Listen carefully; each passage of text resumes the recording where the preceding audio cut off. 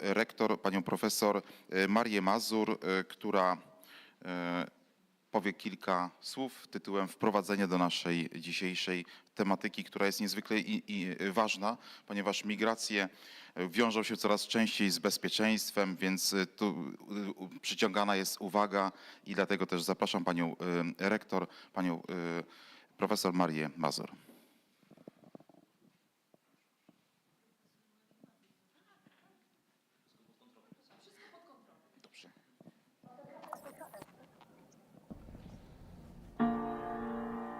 To są naprawdę osoby takie jak my. Generalnie pomagają wszyscy. Są studenci, są inni wolontariusze, którzy przychodzą, ochotnicy z całego miasta, ktokolwiek. Kto chce pomagać, no to przychodzą tutaj, zgłaszają się do punktu informacyjno-recepcyjnego, wpisują się na liście, dostają kamizelki, dostają opaski, jeżeli są oczywiście tłumaczami. No i gramy. Nie mogę pomóc na Ukrainie, skoro ja jestem obywatelem Ukrainy, przyjechałem tutaj na studia, to są moi rodacy, więc czy mogę pomóc, no to mogę tutaj pomóc, tak jakby spotkać tych ludzi, przyjąć, zgarnąć ich, o tak przytulić i powiedzieć, uspokojcie się, wszystko będzie dobrze i do przodu.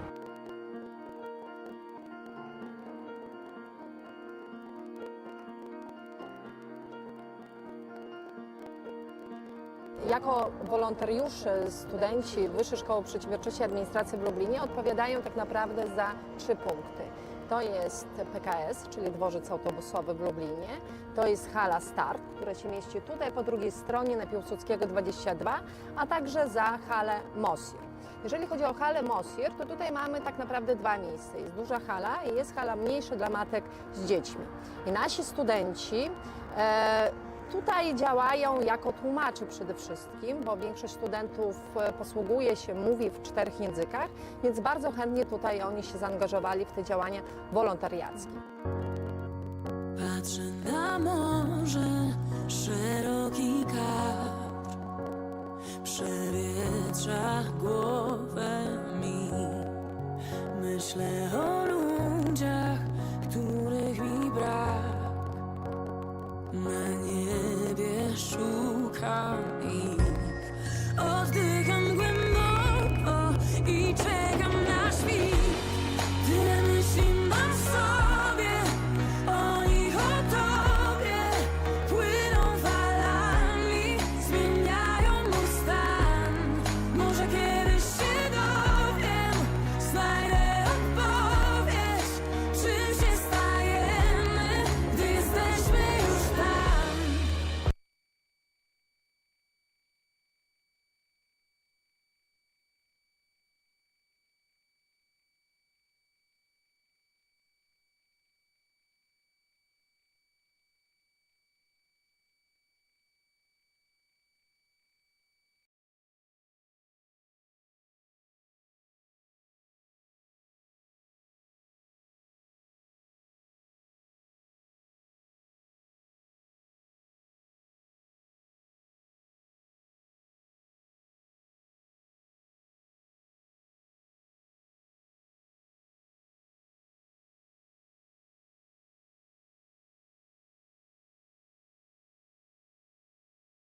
Punktem informacyjnym Komisji Europejskiej Europe Direct Lublin, WySPA, a także z Fundacją INNOVATIV.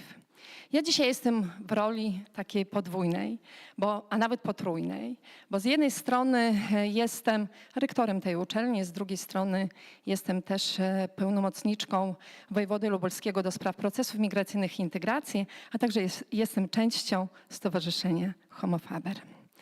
Ogromnie się cieszę, że dzisiaj możemy gościć w murach naszej uczelni przedstawicieli Agencji ONZ do spraw uchodźców UNHCR oddział w Lublinie. Powitajmy brawami.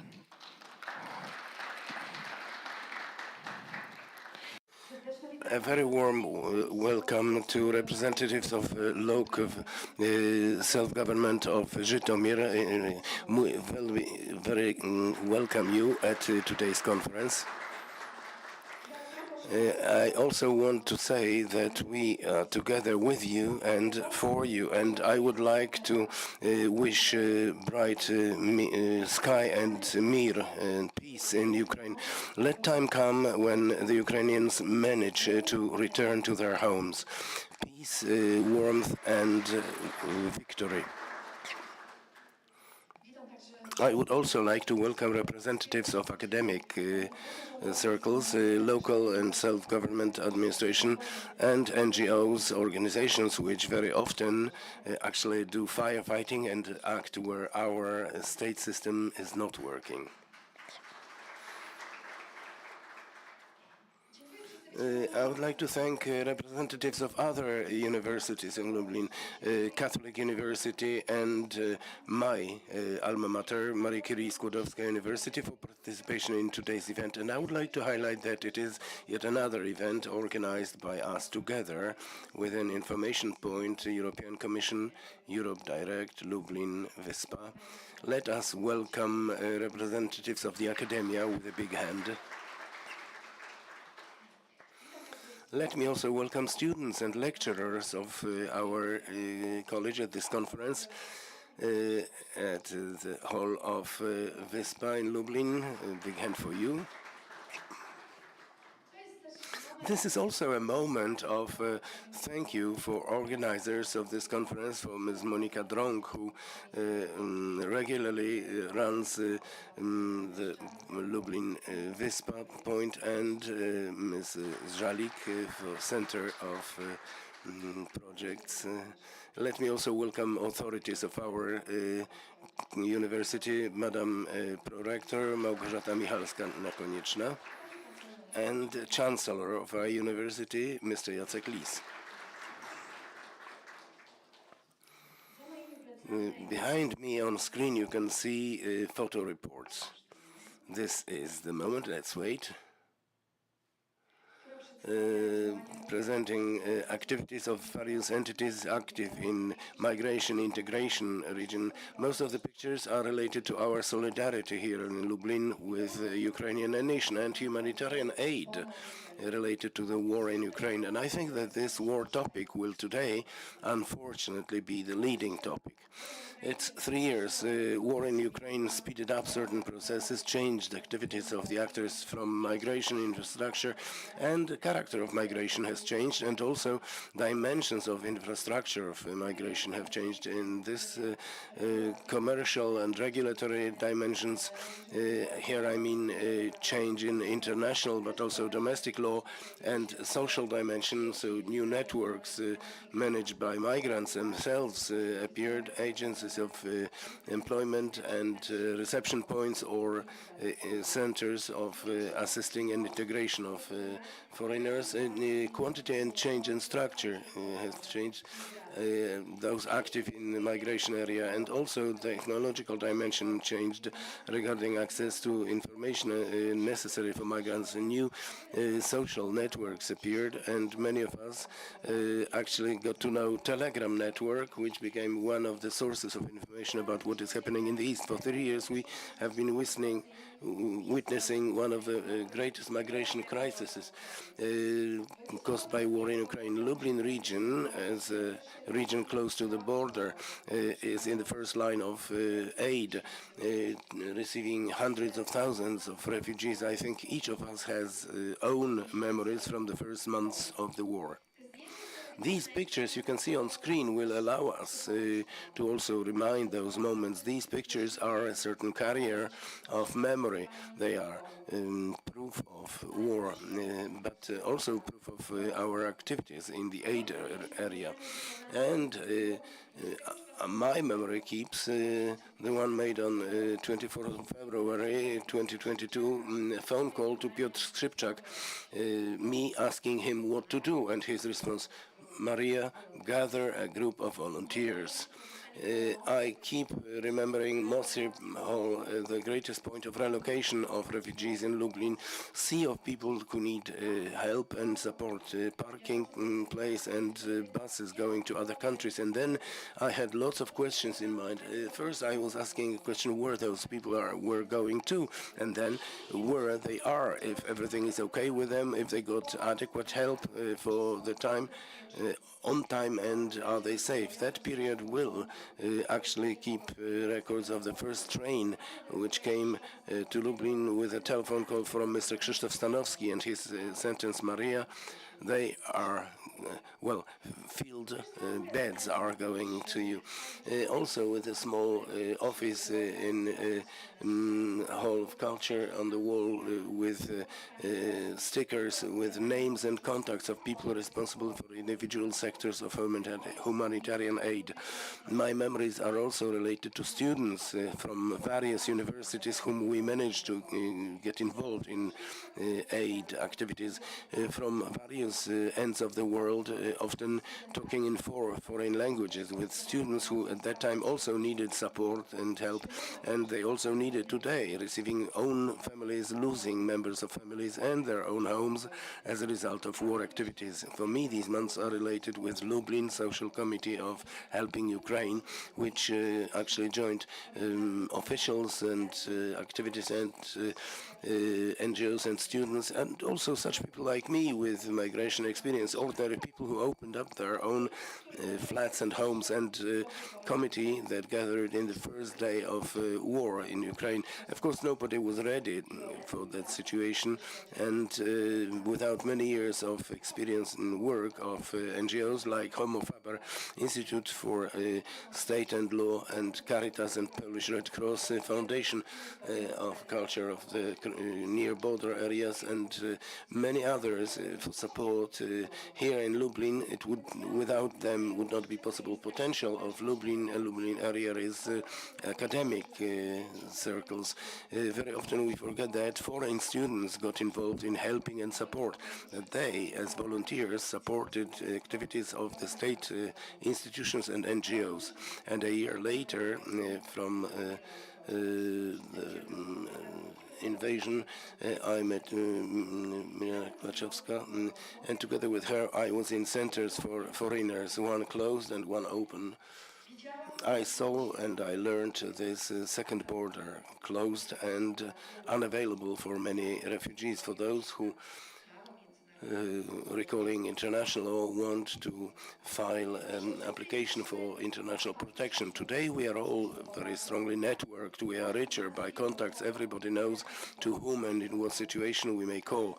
And each of us is richer by experience thanks to NGOs, international organizations, officials active for a long time in humanitarian aid. We have also been trained. We know how to wisely help, but how to not to harm ourselves. That integration based on participation brings positive results. All over Europe, more and more attention is paid to support processes of integration of foreigners at local level. Integration assumes actually both parties making a step towards each other, both the newcomers and local inhabitants. It's important to provide migrants with access to all what we are using on everyday basis: work, education, legal support, possibility to learn the language, maintaining cultural relations and activities, cultural activities. Integration works always both ways. One party must want to get integrated, and the other one must make it possible for the first party. In activities, in intercultural activities, important are supporting in learning language and supporting competences related to entering job market, legal and psychological assistance. But integration is also work of working with receiving society, building cultural competences. and fighting discrimination, supporting foreigners in all tasks and public services implemented on the territory of the given territorial unit. In the first 3 months of the war, many people got involved in humanitarian aid, but very quickly we understood that next to that humanitarian aid, a process of integration of old and new inhabitants should start of big and also smaller towns. In Lublin, Baobab or Spilno were organized where everybody may come. Very often these are places informing of aid, but also places providing integration of the old and new inhabitants, integration with very simple everyday activities carried out together. Humanitarian aid, information about social help or social transfers in large cities got on time and very often was comprehensive, but not always. People from those smaller towns had the whole range of help, material, legal, psychological help, assistance, intercultural assistance, who would help migrants make their first steps, actually complete a case in the office or use medical aid. But we harmed many people with the aid, extending it in time, which caused processes in making it difficult for them to get integrated. Today we must use good experience in NGOs and organizations from governmental and local government offices. We must not forget that migration policy is not only local, regional, but it's also an element of broad EU regulations. Regulations regarding asylum law point out the legal framework. Asylum system reforms and activities from migration integration, so-called FAMI, are of great importance for informing migration policy in Poland, in our region. An important aspect managing migration is the development of appropriate infrastructure, both the one in physical sense as well as in social sense.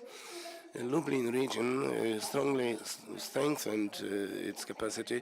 Information points were established and accommodation points and integration center, those funded by the state, by the EU, and also those which are struggling for this support, like Baobab. Educational system and job market have been partly adapted to the new situation, although what still remains, it's a lot to be done. Today's conference is an opportunity for discussion on the future. How can we facilitate the existing mechanisms? What infrastructural changes are still necessary? What are the best practices from other regions of Poland and Europe which we can implement here in Lublin? I believe that our discussions will bear specific recommendations which will help still more efficiently manage migrations, both regionally and within the EU policy. As rector of the Lublin College, I must not avoid referring to visa question. In recruiting students, we are dependent on policy of the state. Visa aspects. In this time, the state decides whom we let in, whom we let out from our territory, and based on what rules. Of course, final decision is in the hands of border guards. Non-public colleges must have approval to train foreigners. We got it on the 9th of August 2024, and in summer I was struggling for all Lublin universities when on the 1st of July, consular regulations got on. I was fighting arm in arm with Victoria Hearn, but also with Viktor Stanowski. And first we got information about the fact that students cannot get visa due to lack of nostrification from African region, but students from Zimbabwe came to love our city and they want to be here. Then Belarus, which based on diplomatic note, terminated an agreement, and then Kazakhstan and other countries of Central Asia. We did not succeed. On the 15th of October 2024, Polish Council of Ministers passed a document, regain control and provide security migration strategy for the years 2025 till 2030. In the turn of December and January, we had public listening, and in my opinion, it was not fully taking into account regional aspect here. And well, Lublin is a multicultural city, which has been included in the strategy of our city. So one may think that, hey, a strategy, but this document is followed by legislative changes. What next? In Polish cities, towns and villages, our neighbors more and more often are migrating people of free will or forcefully, temporarily or permanently settling in Poland. They are looking for a better life here for them and for their families, security and stabilization, better education and work. Over the recent weeks, a lot is being discussed about suspending help by the U.S. government. These decisions affected to various extents NGOs active in our country. A decision by President of the United States about suspending support for humanitarian aid activities forced organizations to stop some projects. Among these initiatives supporting elderly people people with handicaps and people taking care of small children and providing psychological help and in group accommodation centers. We also know that our NGOs have been affected by these limitations, restrictions, although it seems to a lesser extent than in other regions. A few days ago, a decision was made about suspending military help for Ukraine by the US. Ministry is elaborating 800 plus regulations in the aspect of citizens of Ukraine and other countries using this. And these assumptions foresee combining the law to the 800 plus, relating it to paying taxes in Poland. Immigration policy with awareness should prepare answers for even the worst scenarios for the future, based not only on our internal conditions, but also take into account what is happening on international arena. Undoubtedly, people with a migration experience should be included in this process. We must not decide about them without them. Psychological help is necessary. Access to it is very important. Among us, there are very many people who have war trauma. And war trauma is like a ticking bomb inside. 3 years after the invasion, we face the problem how effectively to integrate migrants in longer time perspective, how to adapt our infrastructure, job market and educational system to new realities, how to gain benefits, social and economical, from migration, minimizing potential challenge. At the same time, how to act in the situation when social opinion is changing to the detriment of migrants and refugees, very often as a result of disinformation run by the services of the aggressor, by the Russian Federation. I would like to conclude my input quoting Marian Turski.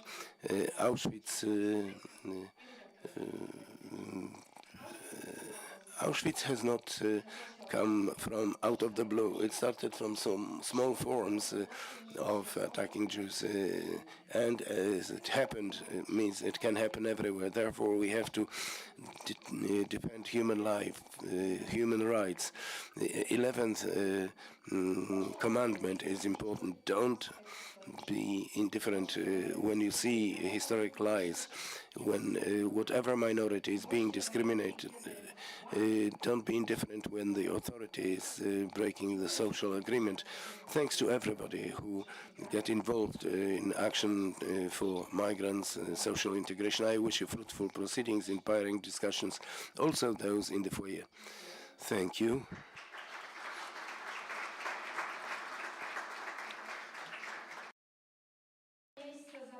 And let me invite special guest to this event, Mr. Kamil Karaczyński,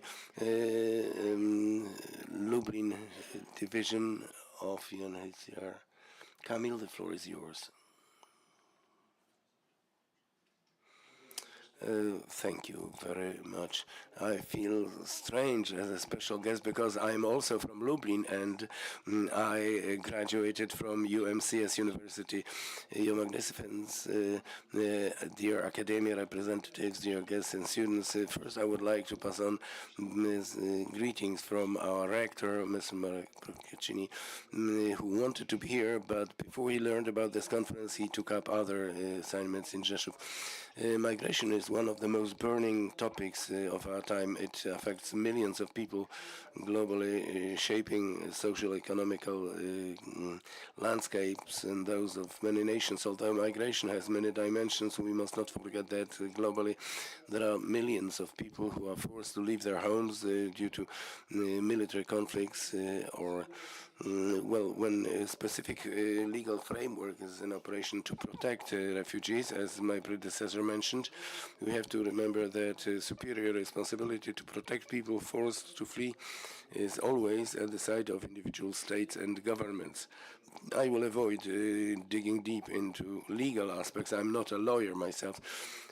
After me, and a perfect lawyer and speaker, Dr. Tomasz Sieniew, will be speaking, but I wanted to highlight that talking of nomenclature, we sometimes have a tendency to put in the word refugees in one category with migrants, which is risky sometimes because it can weaken specific needs related to their support and protection.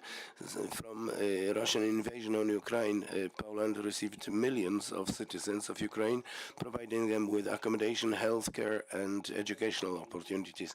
Lublin regional office and NGOs and ordinary inhabitants of Lublin proved that they have, as Kevin J. Allen, representative of UNHCR for Poland, have humanitarian superpowers. Over 6 million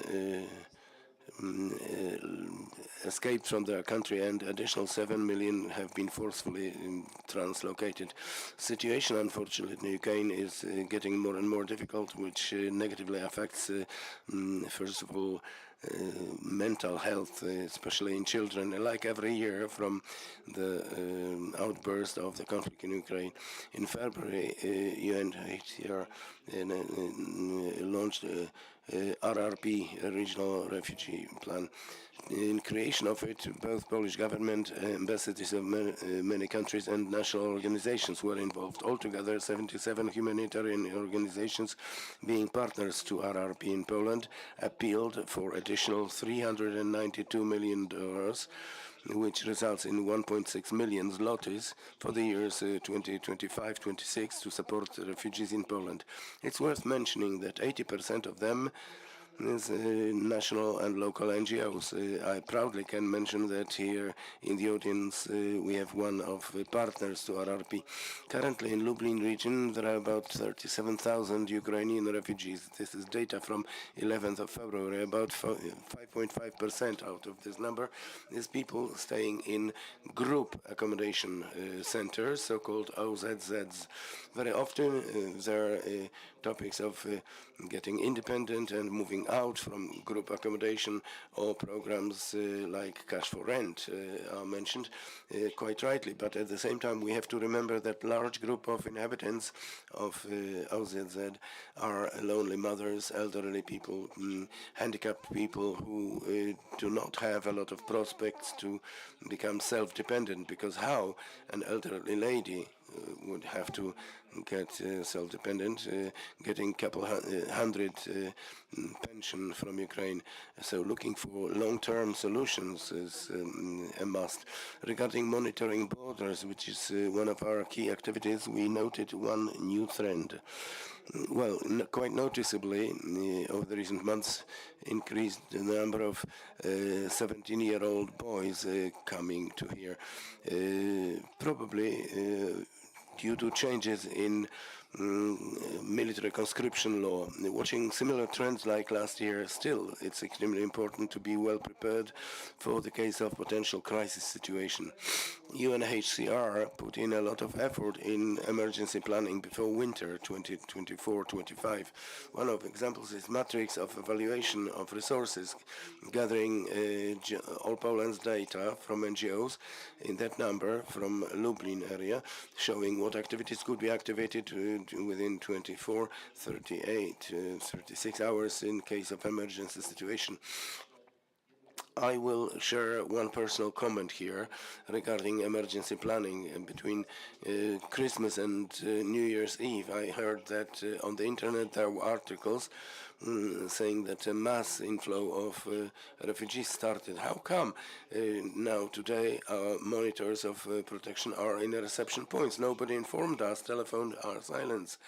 We don't have emails. What's more, a message from one of international press agencies appeared saying that 150,000 people crossed the border in one day. Well,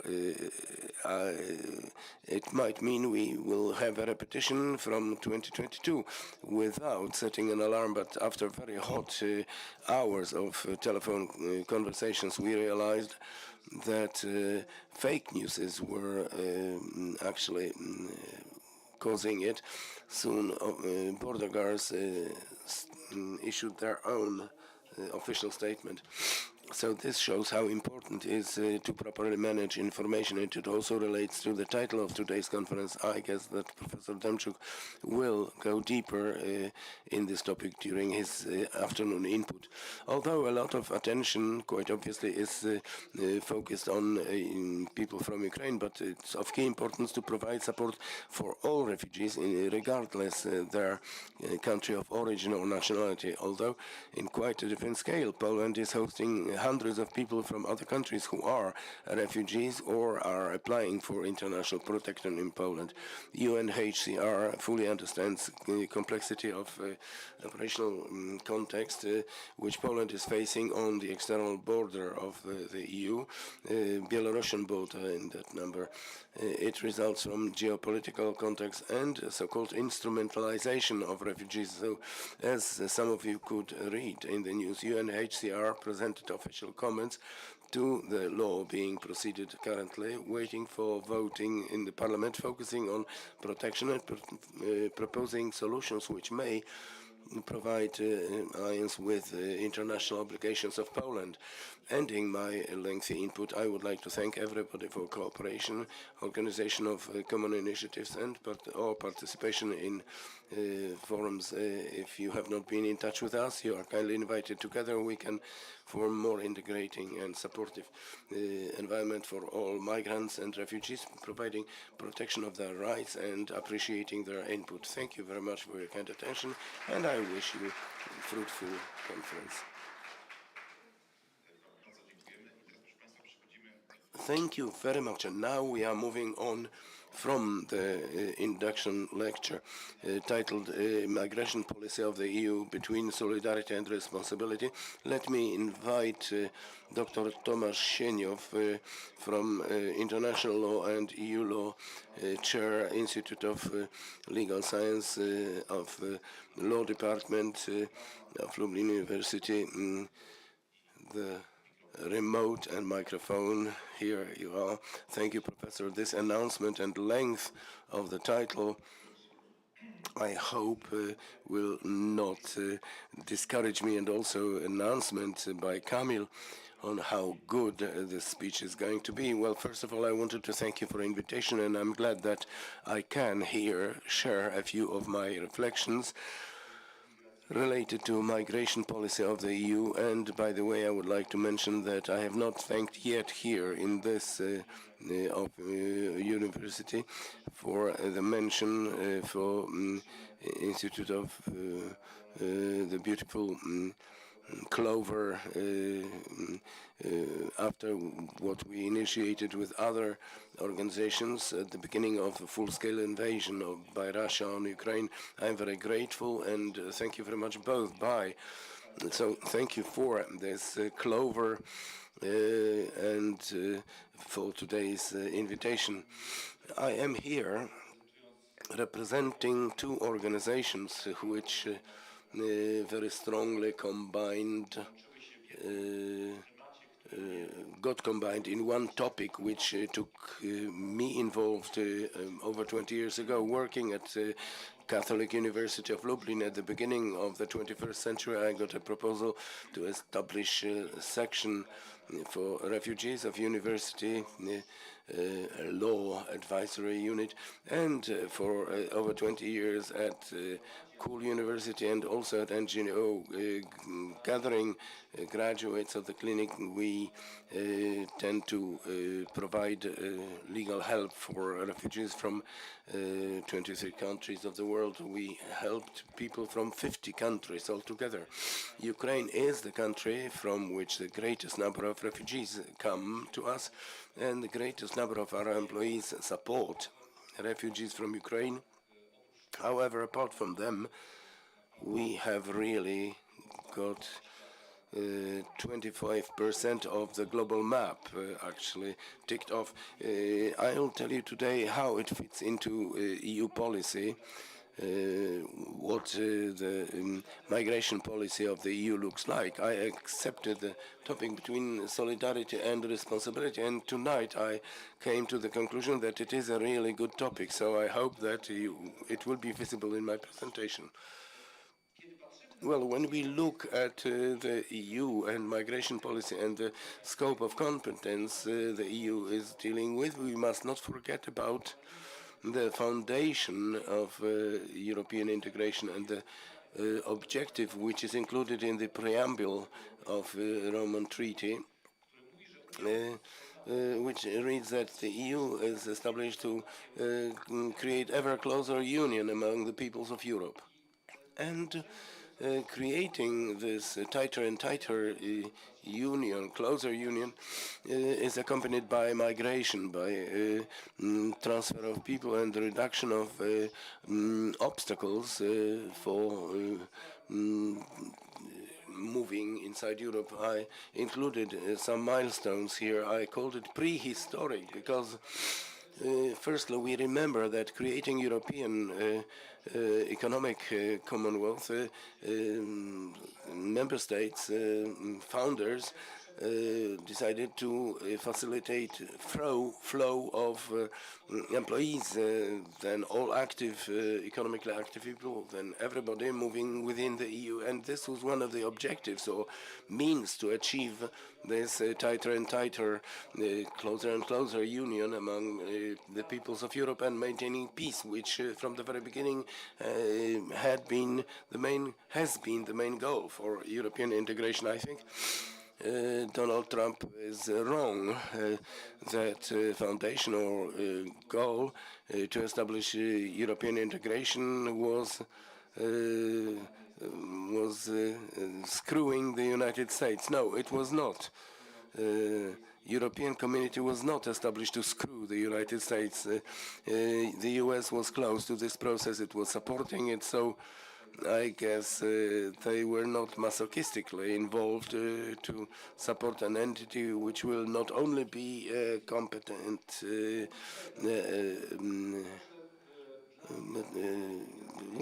I raised that for migration policy of basic importance is the Schengen Treaty in 1985. The Schengen Treaty was signed in 1990, the Implementation Convention, and then gradually certain facilitations have been included in crossing borders until removing control on internal borders, and this is a significant influence on why we should be responsible. And we have Schengen, and we must not work in the EU so that every country on its own would create its asylum or migration policy. It was accompanied by signing Dublin Convention, setting which country will be responsible for actually taking care of the application.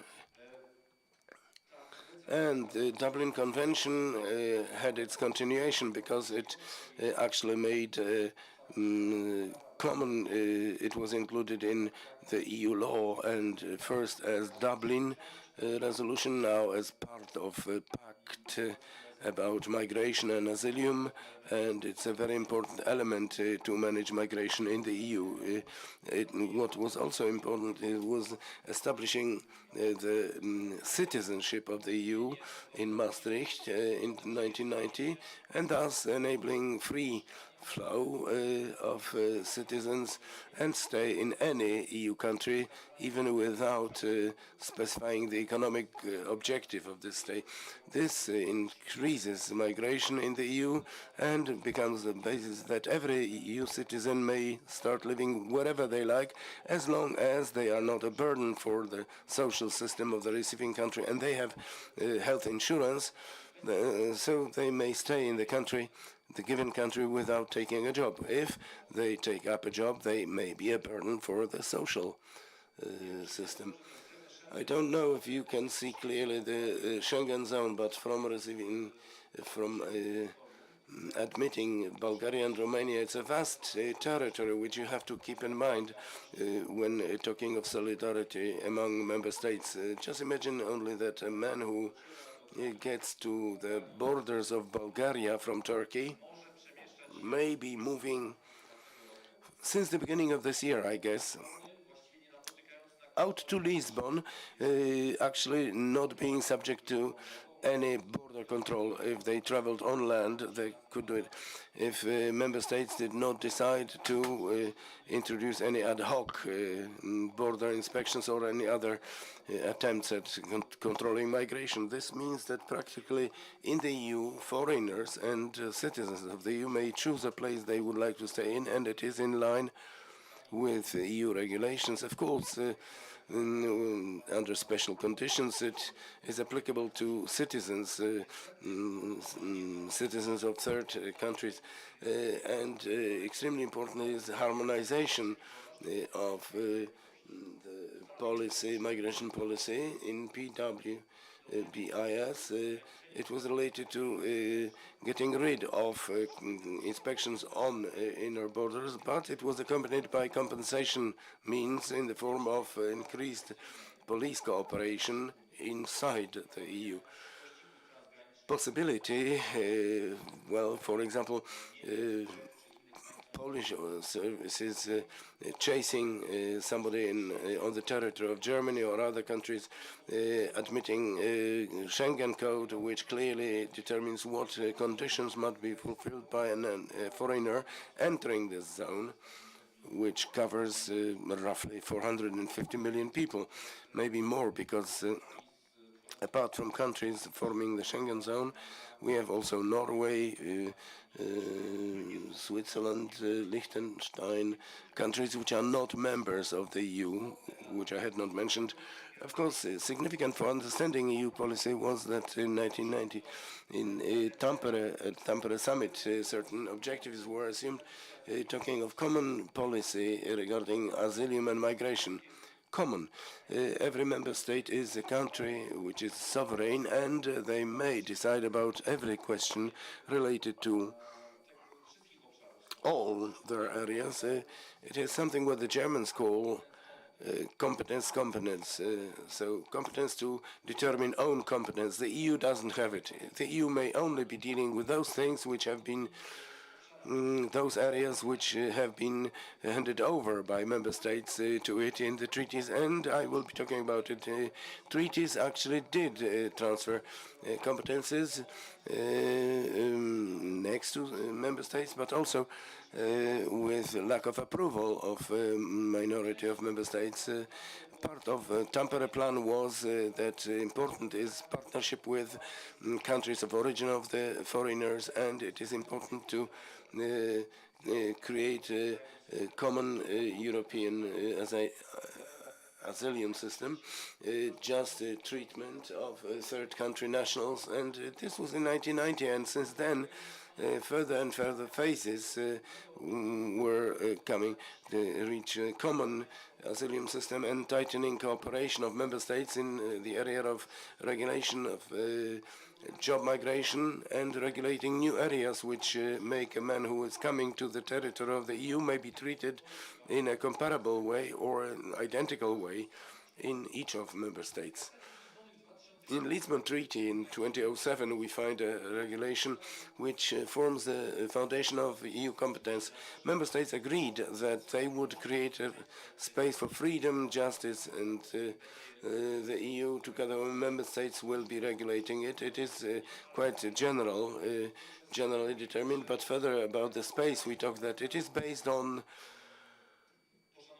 respect to basic rights in various systems and traditions of member states which form the EU, but the EU provides them no control of people on internal borders, but they develop common policy regarding border policy. Article 78 of the Treaty about Functioning of the EU tells us that this common policy regarding asylum will be based on respecting Geneva Convention 1951, and it will be in line with non-refoulement rule. We have to keep in mind that when in Poland, within the strategy Madam Rector mentioned and other legislative activities, asylum right suspension is mentioned. It is clearly against the non-refoulement where there is a ban to relocate people who say, I am a refugee, give me protection. It may look unwisely that countries accepted that somebody comes, yes, I am a refugee, and the states say, yes, okay, stay here. We will verify if you are really a refugee, stay here for the time being. If it appears you are not, then you will return. But these are regulations of international law, and Poland actually entered such a convention, ratifying it in 1991. And this is also how the EU is regulating it. This may lead to abuse. Yes, I agree that anybody may come and say, I am a refugee, and the states may be forceless on the border, just saying, we receive you. In Geneva Convention itself, the exception of the security of the state is maintained that, making that in individual cases regarding people about whom we know or we have quite rightful suspicion that for being a threat to our internal order, such people may not be let in. They may be actually returned, sent out back. And what is important within asylum policy, there is a point included that EU bodies regulating asylum policy will be admitting legal acts in ordinary legislative procedure to establish common European asylum system. What does this ordinary procedure mean? Well, it means that we are voting by majority of votes, and it may appear that a few member states are against. Nevertheless, the EU will accept a legal act binding for everybody. This is an important element established in the Lisbon Treaty, signed by the late President Lech Kaczyński, and negotiated by Prime Minister Lech Kaczyński, and then by Donald Tusk. They were all involved in the fact that competence to regulation of asylum questions was transferred on common bodies of the EU, and we decided to accept it by majority without the right of veto. Now we say Poland will not accept any elements of migration pact. This means we are in breach to our treaty decisions. Like a question of non-applying EU tribunal, where Minister Ziobro's stubbornness results in a bill 250 million euros to be paid, or to reduce the funds you will receive because you have not applied to the verdicts of tribunal regarding Superior Court. Maybe verdicts will also be issued regarding the migration pact. So populistic reasoning for internal election politics, that Poland will not be receiving refugees, will not be actually doing any relocation, is long-term dangerous, because Zbigniew Ziobro and PiS government in the past years actually went over the border. If we calculate that 5 billion zlotys, it is a lot per capita. It is quite a scandal regarding our current situation. Well, migration policy is designed a bit different than asylum policy in the EU. We also create common framework of migration policy. More and more areas we try to regulate together, and a question of hiring highly qualified employees, status of long-term resident of the EU, some questions of short-term Schengen visas and common approval of stay and work. These are things resulting from the EU law, whereas in point 5 of Article 79 we can see that this article, there is no breach for member states to establish the size of inflow of citizens from third countries coming to their territory looking for jobs. So we treat refugees differently. We do not have a limit there, non-refoulement rule. Everybody who say that they feel reasoned worry because of religion, nationality, being part of a social group or political opinions, those people have the right to enter the territorium of Poland, the EU. Here, it's the member state defining, we want 1,000 IT engineers, period. We want 500,000 farmers. We can do it. The Germans say, we want the same numbers of IT engineers or farmers. Okay, it depends only on decision of the member state. Solidarity and responsibility is included also in this point. That in the space of security and justice, they are subjected to solidarity rule and just share of responsibility among member states in that number on financial level.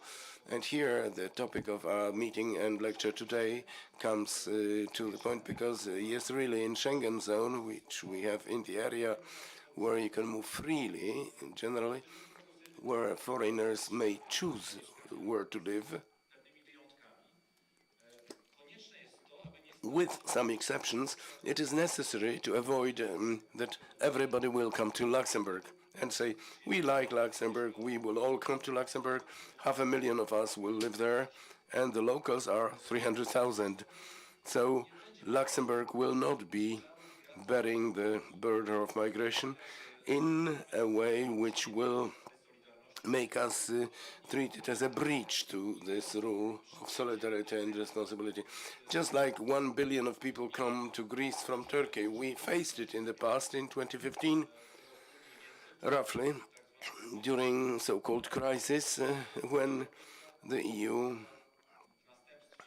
as a result, came to an agreement with Erdogan, paying a lot of money, Donald Tusk in that number, for Turkey defending their border against refugees from Syria crossing the borders. So it must not be the case that one country would bear all the burden of migration. So in the EU, it is possible to make moves compensating the sudden inflow of migrants.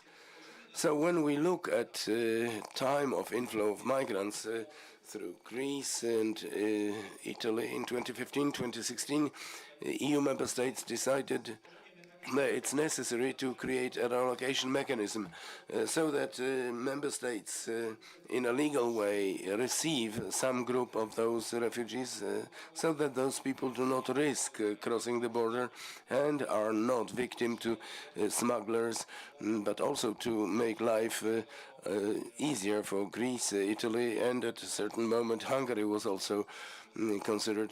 Poland was against it. Unfortunately, time of this relocation was very short, only 2 years, so this decision was not implemented by Poland at all, although the Tribunal of Justice recognized it as our duty. Solidarity was our obligation, was our duty.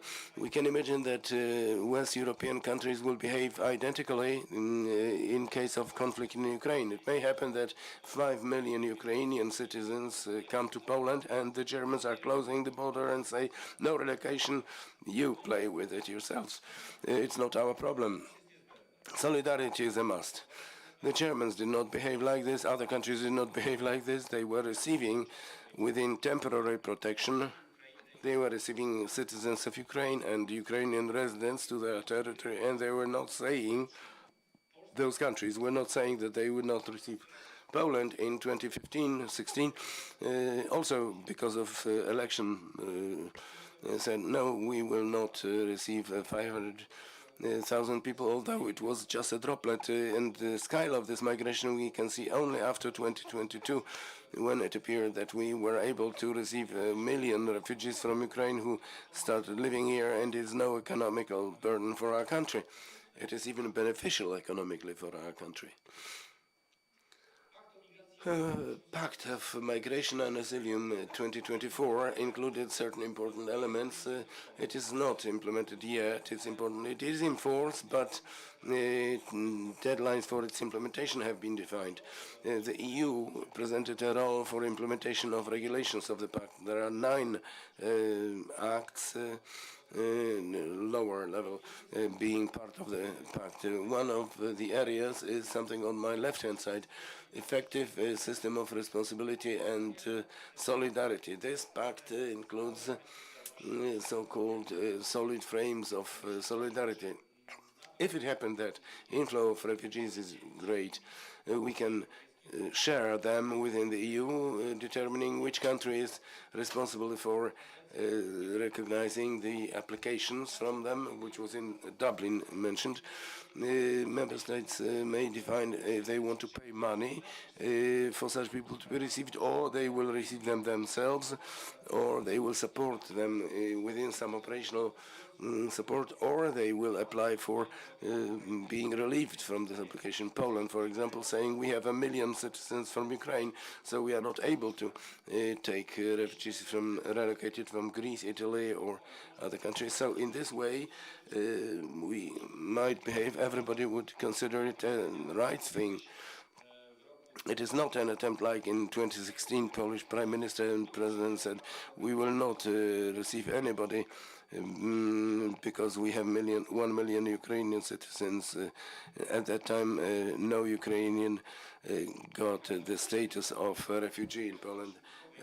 This was a forced migration, but they were not refugees, like they became after the full-scale aggression. They were not refugees because Poland always insisted that there was a possibility of so-called internal escape refuge. Now we may say that it exists, but Russian drones and rockets are not choosing, and internal escape may end tragically, in Lviv, for example. So it's not. These are legal acts which are part of migration and asylum. Some of them are maybe dangerous. There are regulations regarding so-called instrumentalization, instrumental use of migration by Belarus, Russia, and possibility to counteract this. Member states are now implementing a certain implementation plan, which was to be communicated to European Commission and implemented over the nearest 2 years. Polish Prime Minister told Ursula, we will do nothing. Well, we know we have done a lot of it already, and this pact somehow is being implemented by us regarding tightening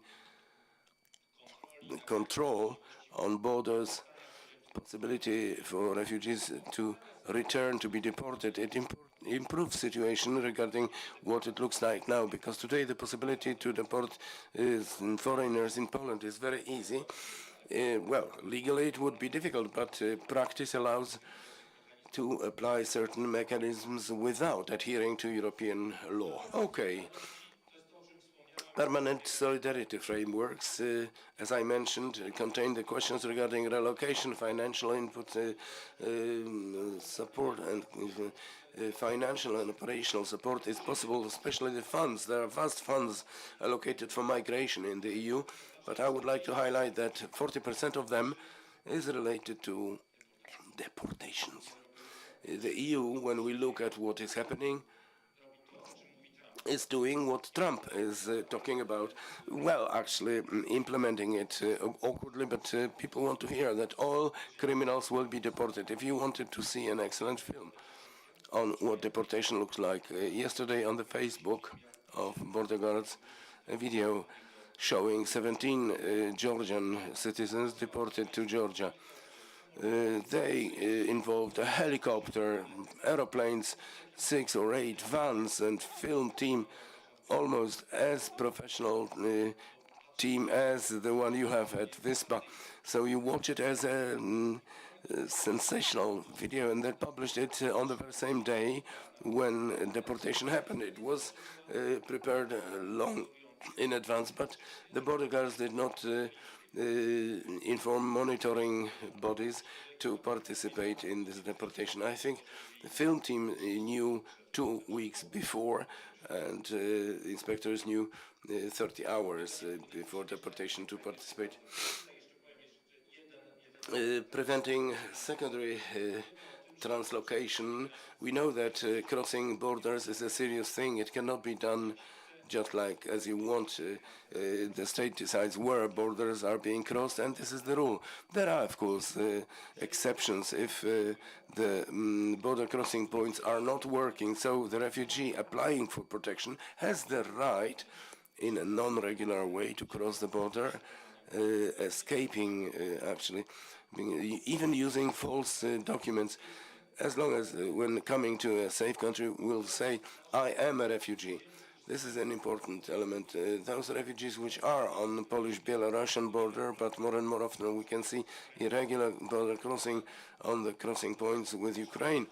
Men who are not able to cross the border legally because they do not have the right to leave their country of origin. They cross the border to Poland, to Romania in a non-regular way. And such people, by saying, I am a refugee, get into the system of protection. They should not be expelled. The same should be the situation on the Polish-Belarusian border, which not always is the case. This I mentioned that implementation plans are now being elaborated. Poland is not boasting about it. So we are implementing the strategy to provide security, to regain control, and yes, will irresponsible populism win and lack of solidarity, or practically we will make something what we took up as an obligation in treaties, that we will together share the burdens of migration, because migration is not only burdens, which is proven by the effect of receiving a million citizens in Poland. It is economically beneficial for our country, socially short-term beneficial, whereas with lack of integration policies, it can be very dangerous, because receiving a group of 1 million foreigners without integrating activities, integrating those people may lead to foundation of ghettos and exclusion of certain groups, and may lead to us creating a problem which we actually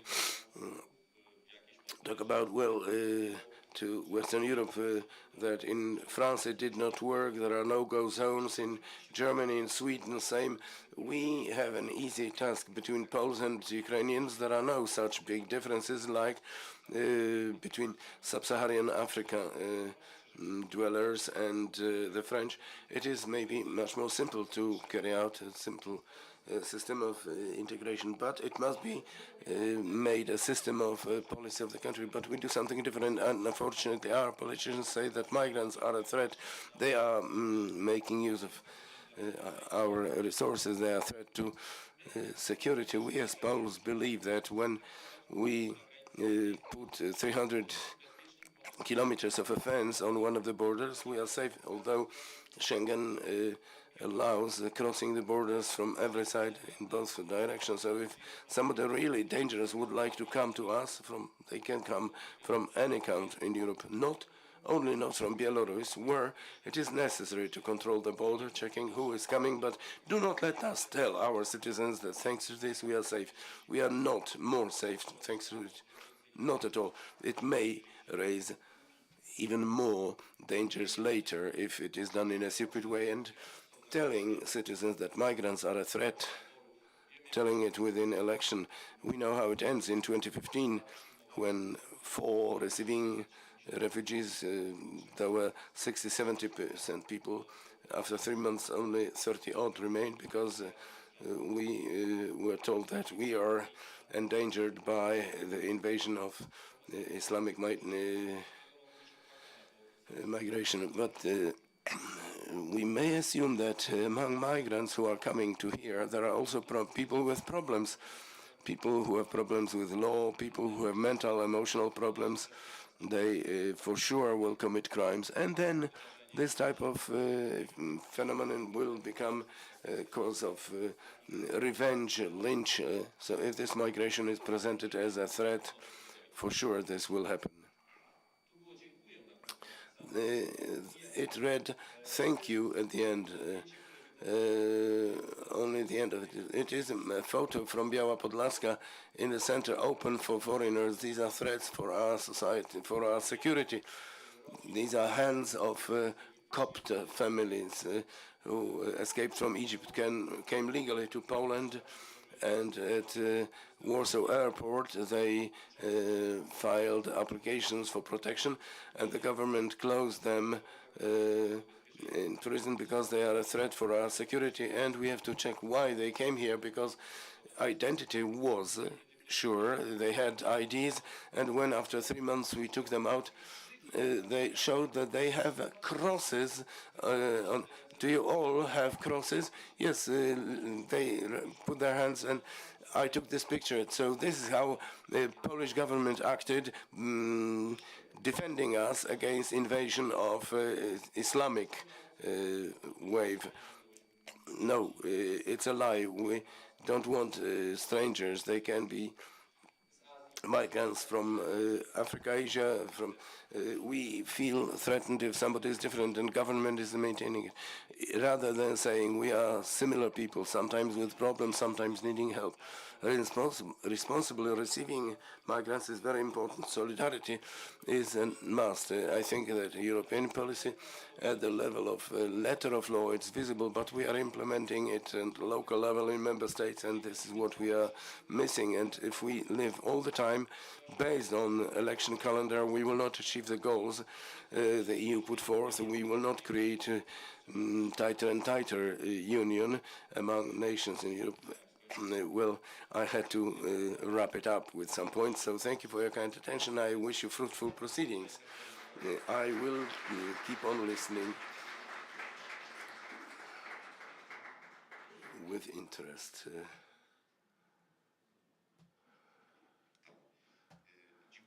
Thank you very much, Doctor, for introduction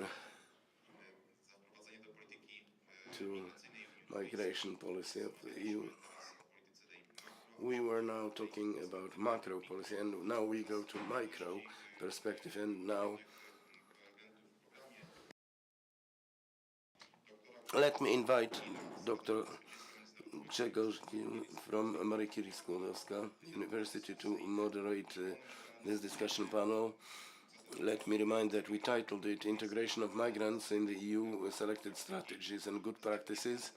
Then Mr. Dariusz Sala, Director of Department of Civic Matters and Foreigners in Lublin Regional Office, Ms. Victoria Heron, Deputy Director of Department of Strategy and Investor Management, then Milena Kłoczkowska, Chair of Law of Labor and Social Security, Institute of Legal Science, Krzysztof Stanowski, Director of Center of Cooperation at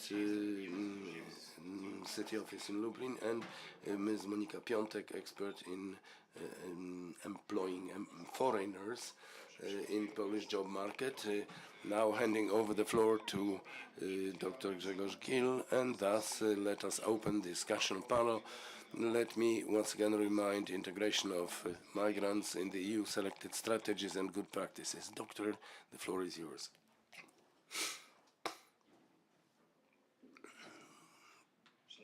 Honorable ladies and gentlemen, it looks that microphones are already prepared. I have a great pleasure being here among you and to moderate the discussion, which is displaying maturity after these 3 years when we happened to be in an unprecedented situation, taking into account the inflow of people from outside also as Lublin region, and two words which I would like today to mention with our speakers, and well, that means management and responsibility, also mentioned by Dr. Tomaszeniow. Responsible attitude, taking also into account the needs of Polish economy and the fact that somehow the labor coming from third countries are also a solution to our Polish problems. So many themes, but what I would like to start to start our meeting, it's macro perspective. In the scale of Poland today, we have about 2.5, 3 million foreigners. Well, 10 years ago, it was about 100,000 people. In these conditions, it's very easy to make mistakes. And first of all, one may not have a real migration strategy. We know Poland actually have assumed a strategy last year, talking of regaining control. I would like to start with this topic. And does it mean that we really have lost control over the inflow of migrants? Of course, there are refugees among them and economic migrants too. And I would like to start from this and ask this question about whether we have regained this control, or perhaps first somehow, how did we lose it? I'm addressing Dariusz Sala, Director of the Department of Civic Matters and Foreigners of Lublin Regional Office in Lublin,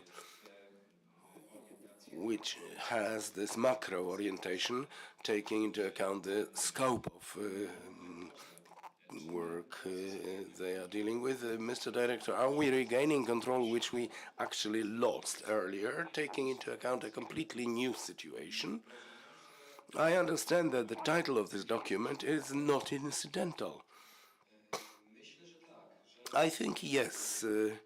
I think we are making an attempt. We are going towards obtaining this control over the inflow of employees into Poland. In our activities, in activities of the department, or regarding legalizing their stay, we tend to maintain this control through applying procedures, legalization procedures. Of course, if a person comes to Poland legally to work here, they obtain a visa, then we are obliged to proceed their application for stay and work. Whereas the verification whether that foreigner is coming to work and not only to appear on the territory of the EU, it is also partly our task. And we are doing this with the assistance of border guards and other services. We are verifying, checking employers, whether those employers really wanted or obtained that employee, because there were situations that foreigners simply came to Poland and did not come to their employer. Employer informed us that such a person did not take up work, but that person appeared on the territory of the EU, and all through the time of validity of their visa, they could be moving all over the Schengen area. Well, very often Schengen zone means for them the freedom of choice and earning where the economic status is better. Let me only remind you that in the years 2019-2023, population of people in production age in Poland shrank by 1 million. Why am I saying this? Well, because we very often forget, especially today, in the heat of presidential campaign, election campaign struggle, that those people are actually saving Polish economy. We have to keep it in mind. And of course, there are problems. Mr. Director, one more question related to the recent 3 years, which are unprecedented. Is this period relatively uniform? Intensity of work is equal, and number of applications was practically constant, or could we make an attempt at dividing these 3 years into sub-periods? Yes, division into sub-periods is by all means noticeable. We may say that until the war activities in Ukraine and after. Now, from my experience, by watching when we started, when the war began, we noticed a trend where a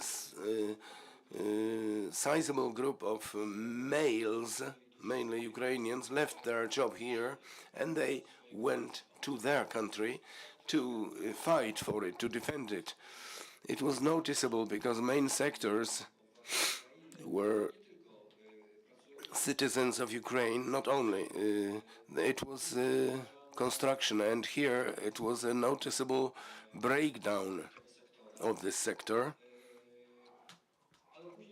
But later it got stabilized, and now, as we have this law about helping citizens of Ukraine, a large number of citizens of Ukraine took up jobs in Poland without necessity to obtain a work permit. And here, in this respect, if they are not going through our department, through our procedures, we don't know exactly how many of them are really working, but a large proportion of citizens of Ukraine with UKR status apply for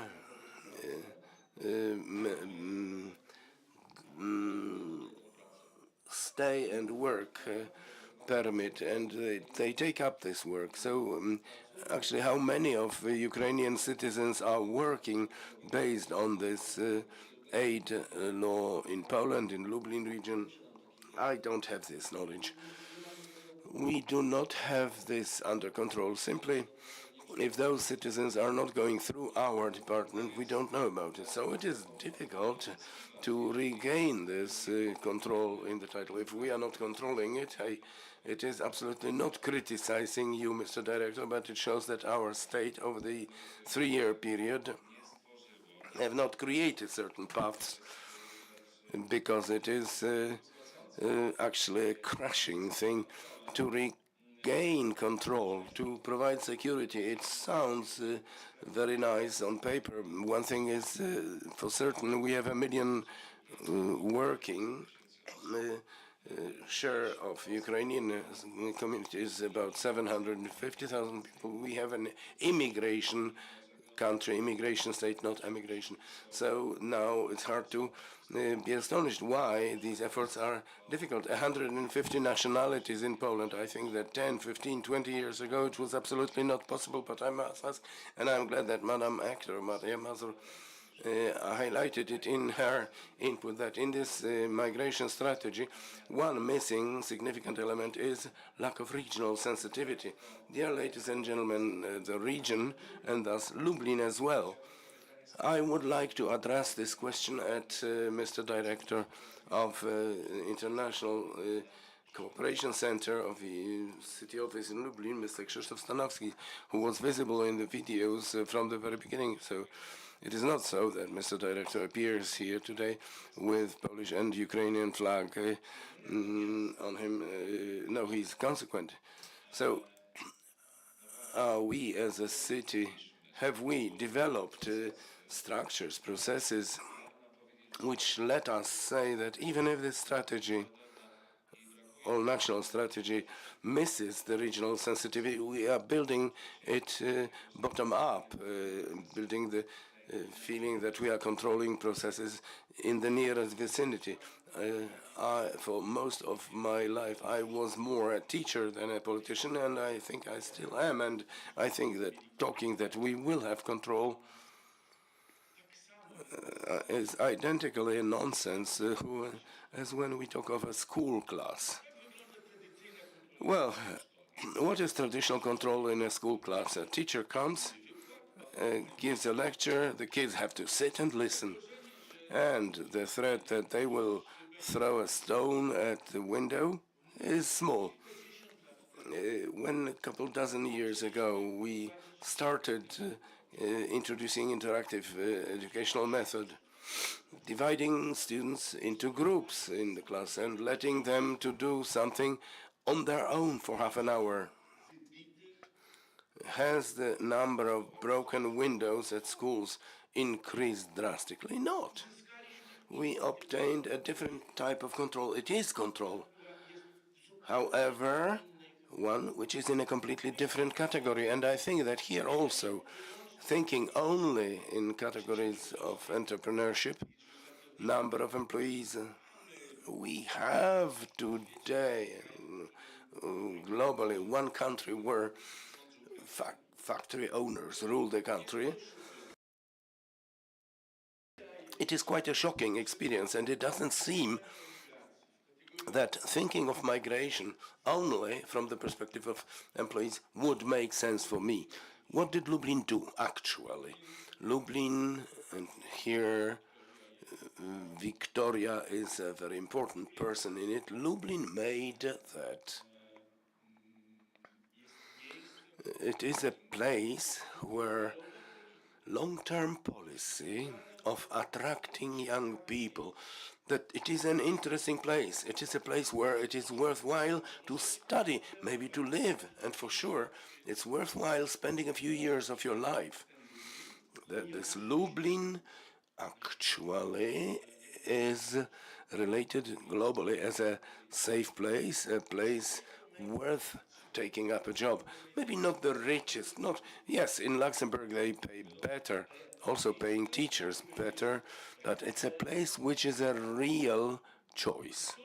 And this has been created thanks to the city policy.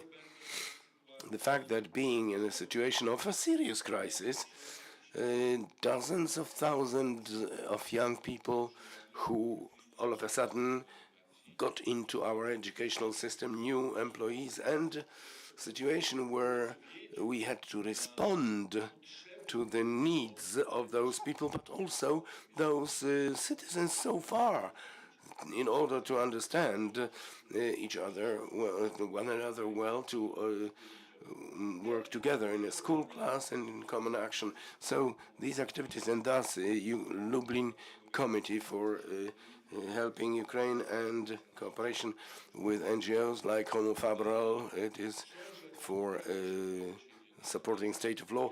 There are things which can be doing regionally, many of them in the job market is happening without or with total not understanding by the state.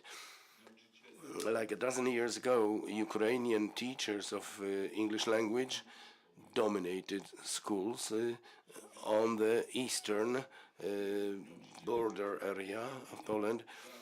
Teacher of a foreign language is the only profession which can be actually affected in Polish schools without special approvals, and those workers very effectively got involved positively in operation. Was it as a result of state policy? Unfortunately not. Was it a result of some control? No. It was a sensible gap in regulations which sensible people who wanted to be part of our society got involved in. And what seems to me that Lublin is doing, and it should be done in a larger scale, is the situation where, yes, actually it's a local community saying, we are searching for migrants, we are searching for new inhabitants, we are open, and of course in case of refugees we have tough procedures, we have obligations of states, but maybe it is natural thing that the city says, oh, and this year we can afford 355,000 new families. We would like them to be especially people with some special skills. Like in the past, Canada was attracting farmers who were competent in working on dark soil lands, and they were needed not only in economic categories, in utilization of those territories in Canada. And thinking in this way, if we admit cities like Lublin, regions, to co-decide about whom and how we would like to invite without disturbing the existing, without a breach to existing laws and regulations about refugees, we would actually turn it into a positive stretching out of hand, not what to do with people needed by nobody because they are standing on the border, but whom we would like to have in Lublin, in Lubartów, in Puławy. We would like to invite them, not because we do not have people to work, but because within solidarity we are open on receiving such people so that they are part of our community. And the miserable interventions of the state, like in case of depriving Lublin of the possibility to study, true study, because last year it was 350 students from Zimbabwe who are ending the academic year and ending their studies. They are not they were not escaping to go away abroad, and they were graduating. And yes, and well, regions were not invited to form the strategy. So I think we must organically take matters in our own hands. And here I must, before we move on to questions related to preparing systemic preparation of legal system, social security, social insurance, but also issues related to not including socially the newcomers. Could you, Mr. Director, ask Victoria Herun, Deputy Director in the Department of Strategy for Investors in the City Office Lublin. Victoria, we somehow started, we want to fit in this, however it sounds, into this Canadian scenario. Do we really have what to boast about? Whether the occurrence of labor from abroad can be treated by potential investors as a factor attracting and holding them in our region for long years? Yes, very good question. I will answer with pleasure. Will the moderator refer to, will you let me refer to earlier inputs? Yes, if somebody would like to make a comment to the current topic, please give us a sign and I will hand over the microphone. I wanted to refer to the strategy of the city. It was about municipal management, so it's worth mentioning that our former strategy implemented in 2013, 2020, it was the first strategy. Now, next strategy till 2030 is in force. In 2013, we already then included Lublin as an open, friendly, academic and entrepreneurial city. When talking city, I mean everybody, not talking of city office, but I'm talking of the academia, NGOs, and I'm also talking of offices, everybody who are active for development of the city. It is very important. We were also talking about problems related to demographics. So currently, for 7 years, we have actually less now students. We had this year, academic year, we have 50,000 students. That international aspect, which was from the former strategy and which is in the current strategy is very important for the city of Lublin. And we say now that we officials, we thought we would like to be internationalized because we want to have migrants and foreign students. Now it was consulted, it was discussed. It was public discussion and thematic working groups. These strategies were written not in 1 month or not even 1 year.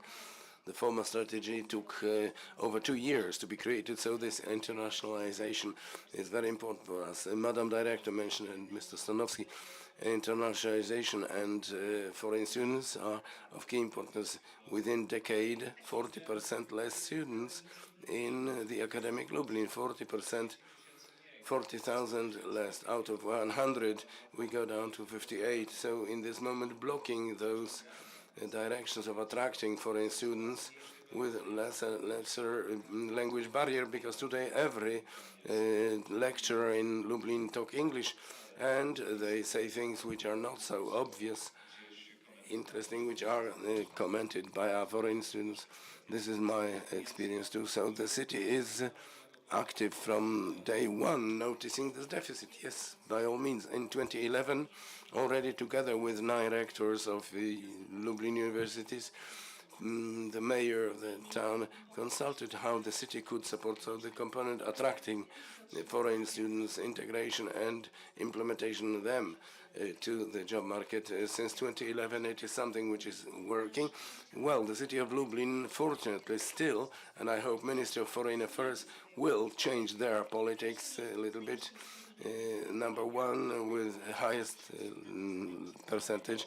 We have opened 9,000 students. The highest rate of internationalization in all Poland. Lublin, yes, most of them are from Ukraine, nearby. This year it has changed. Last year I would surprise you by saying Zimbabwe. This year it is not Zimbabwe. Zimbabwe is number 3, among others, because of visa policy, which on the 8th of August surprised us all, putting everybody in one basket together with visa crime. We are very strongly fighting as organization and the city. Thank you very much, because it is actually in unison and understanding in this matter. But number 2 is students from Belarus, and number 3 from Zimbabwe. Number 4, maybe you will be surprised, we have students from Taiwan, and it is also our policy. Yes, it's true. Talking of investment and foreign, yes, because these are English language speaking students, so taking other projects, special economic zone, that employee is here, he is studying, he is also attractive from the perspective of placing specific investment here. It is actually point for discussion when talking to investors. I love such question.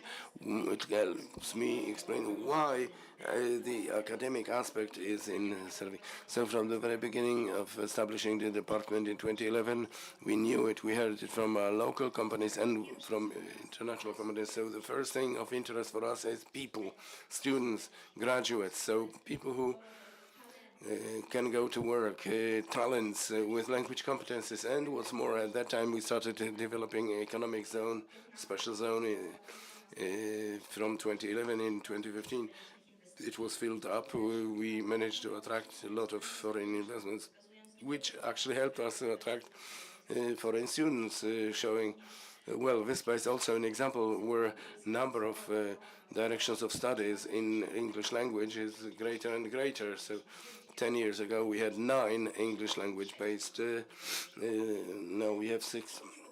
So it shows nicely that this market is responding.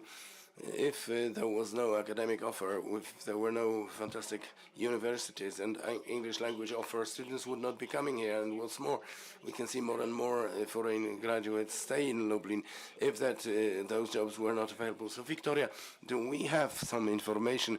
Can we boast here about, because I also run classes with English language students. They ask me, does it make sense to stay here?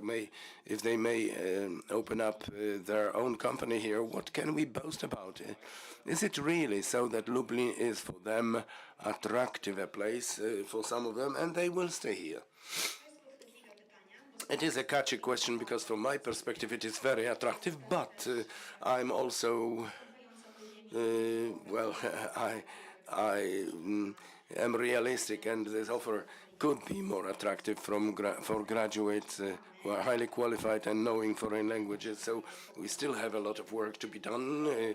I humbly admit we are working on it, but this in IT, BPO, and logistics, medicine, automotive, it is by all means reach people who know foreign languages. We are not talking of English language because an English language is a must-have, but with all recruitment, do a nice job. But we are talking of languages like German, French. So really, Lublin offer is highly attractive both for earnings and professional development. Together with the universities, we may organize business mentoring sessions where we invite companies who is recruiting and how it is done and how to see the recruitment offer, how to benefit from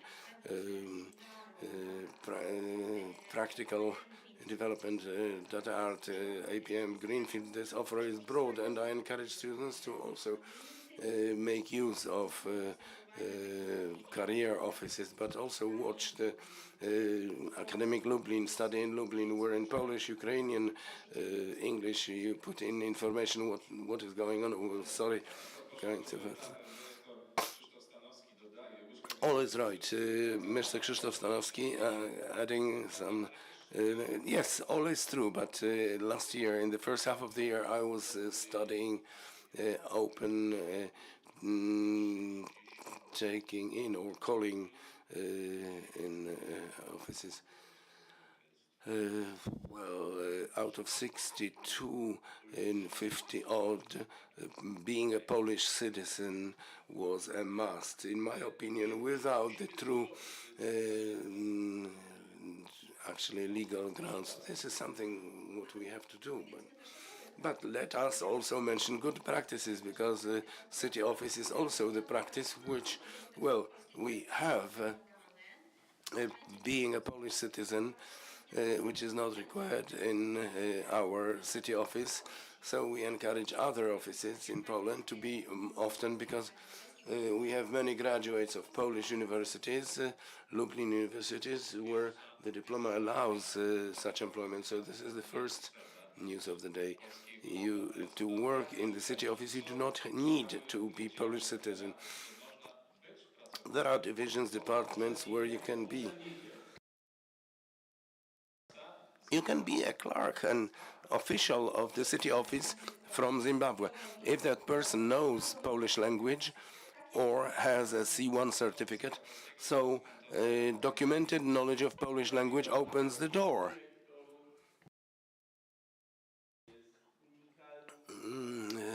Please use a microphone, sir. Without microphone, you are not translated. Well, it was a spoiler because I am a Ukrainian. It is worth knowing this spoiler before we start developing it further on towards certain systemic limitations. If Lublin is here, a very bright point on the map of Poland, open and aware of limitations. Well, according to National Statistical Office, in 2023, internal migrations for permanent stay in Poland, there are two regions in Poland where situation is dramatic. The worst situation is in Lublin region and in Świętokrzyskie region. We have greatest outflow of migrants, inner migrants from Lublin to other regions, not only neighboring ones. And here, yes, it seems that the city incentives is one thing, but the other hand, to find yourself in the situations that Lublin is depopulation. We are considering that Ukraine in conditions of conflict is great depopulation, who will be actually doing the refurbishment and construction, but Lublin region must cope with it today, taking into account common border and Ukraine being nearby. It would be a nonsense rejecting such a perspective. Stay here and actually build your future in this region.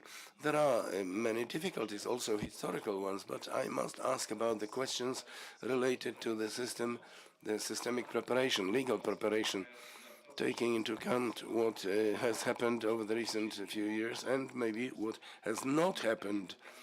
So addressing Milena Kuczkowska from the chair of Labor Law and Social Insurance, Institute of Legal Sciences of Kul University, and also Homo Faber. Milena, whether Polish state, even if there are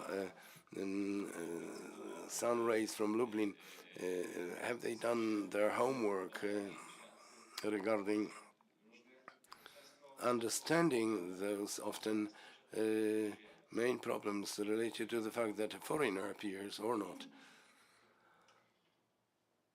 I think that not, and I think that we got to a moment when we have double standardization. We have refugees and refugees. We have refugees from Ukraine and we have refugees from the other border where the crisis is, whom we do not recognize refugees and we treat them completely differently. What is it related with? That special law included people covered with temporary protection also into system of social insurance, so they have access to health services and 800 plus discussed very broadly, and facilitated access to job market. And here referring to the input, well, of course, people with Ukrainian origin do not go through, because such employment is actually filed, job office has the data. And these elements of social services, which are of key importance for the family to operate correctly, because social insurance system has been founded based on the community of risk. So it's obvious that every person who wants to be actively involved and is actually prone to the risk, so should be covered when using the earning base. So this was an element very strongly supporting and helping, and these effects, which Kamil Rysiński mentioned, degree of being self-dependent, it's incredible scale. In Poland, about 93% Ukrainian refugees are actually supporting themselves on their own. So what does it mean practically, supporting their own? So these are people who, in spite of coming here, being refugees, having nothing, they had to find a job. They did it, so they rent their own flats, they open their businesses, they are employed. So they operate on full rights in everyday life. They totally participate in the society. Of course, there are people who remain on MZZs, and we are talking all the time. It is not so easy that it will be easy to close them, because demographic structures, either elderly people or lonely mothers with really tiny children or handicapped people. So closing MZZ, well, I don't know how to make a self-dependent a person of 73 years of age with many diseases, and that person is mainly living on Ukrainian pension and some small supports from MOPS. And completely different is the situation when we are talking of those refugees who are not from Ukraine. And here the system gets clear, completely different. First of all, such a person goes, if need be, to the center for foreigners, open or closed, and Dr. Sieniew said they go to prison. And it's not a strange thing for me, because closed centers have exactly this role, and they look like prisons, and sometimes they are worse even. Therefore, people are placed there, locked in, for the time of studying the their application. The procedure which should end within 6 months, but it is normally extended, it lasts longer, and it is all at the cost of taxpayer. This cost of taxpayer is such that when you live in an open point for refugees, cost of feeding an adult is about 12 zlotys a day. In that number, 3 meals, and the family get 70 zlotys per person. Dr. Shinyo is better. It is 70. It never went up, and they have to cover the cost of commuting to a bigger town monthly. 70. Yes, didn't I say it? No. So it is monthly rate, 70 odd. So buy shoes for children, obtain some goods, and buy books if needed. There is access to medical doctor. It's waiting in very lengthy queues. So this system for people who are in refugee procedure and do not have the temporary protection status is completely, it is not set up completely. What does it lead to? Such centers for foreigners, especially the open ones, are not centers in metropolis, and they are located rather aside in quiet, peaceful places where it is less costly, and somebody will take it up. It's not any excellent conditions. What does it lead to? It leads to the fact that such people, being in the procedure for 6 months, they have no right to work. So it leads to the fact that, as these are often agricultural areas, yes, of course they are working, and they all work illegally. They go to pick up fruit, and so who is good and who is bad here? Because on the one hand, we may say that the employer is doing it illegally, but at least they give them a chance to earn some money. If somebody has 70 zlotys a month, it is a rate we do not think currently of. So therefore, yes, it happens, and it will be operating like this if we do not find any other form of activating them, because somebody is staying in the center without a possibility of job, and they actually grab at something if the opportunity appears. And of course, bluntly speaking, the plants around make use of it. It is a cheap labor. You do not report, you do not pay taxes and insurance. In Lublin, we have this one center. In Biała Podlaska, no. In Biała Podlaska, there are 2 centers. There is the open and closed one, and there is a center in Chorbów, also very near Biała Podlaska, Łuków and Bezwola. So we might long discuss dysfunction related to operation of this infrastructure, but it's not a blame for people who work there, but for solutions addressed at systemic solutions. Soon we will take up the issue of inclusiveness and integrating those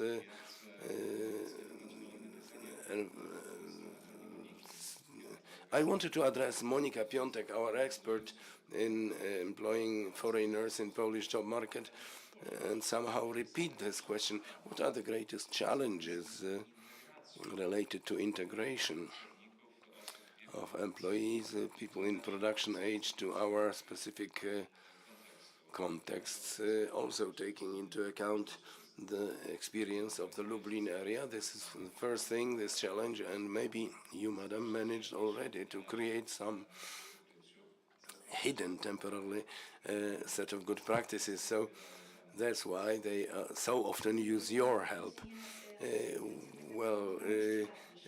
I have been living for 12 years with migration, because it actually started from knowing Ukrainian language, and I studied here in Lublin at Catholic Lublin University. So when I came to Lublin to study Ukrainian language, many people thought, what will you do with this language in the future? But the situation, geopolitical situation, also showed that, especially today, this language is also important. But I actually watch migrants, because this is how I name the group joining us, those foreigners. And for 12 years I have been studying this in the context of employer and employee. And believe me, the foreigner candidate, the profile of them has changed for work. because look, we are on the territory of Lublin area, so we have the first larger migration, which was in 2014, 2015. This was migration for earnings, for jobs, where working visa was only half a year long. Somebody came here, earned money, and transferred the money to the other side of the border because their central life was at that side of the border. But when I studied in SMEs, this profile has changed, and based on this example of migration from Ukraine, in the context of employer-employee and integration of our society with immigrants from all over the world, from the perspective of working, earning, looking in the context of Ukraine, how this society got integrated in the context of regulations, also referring to Milena and both measures directors. On my left and right, I absolutely agree that even now the drafts of law, which are now being proceeded in the upper chamber of Parliament, the senators will be debating what next. And we have a lot to catch up with, as Milena mentioned, and I am also aware that there are employers who take care of regulations. I train foreigners on an everyday basis. They are afraid to, they try not to overlook any paper, and also foreigners actually watch them.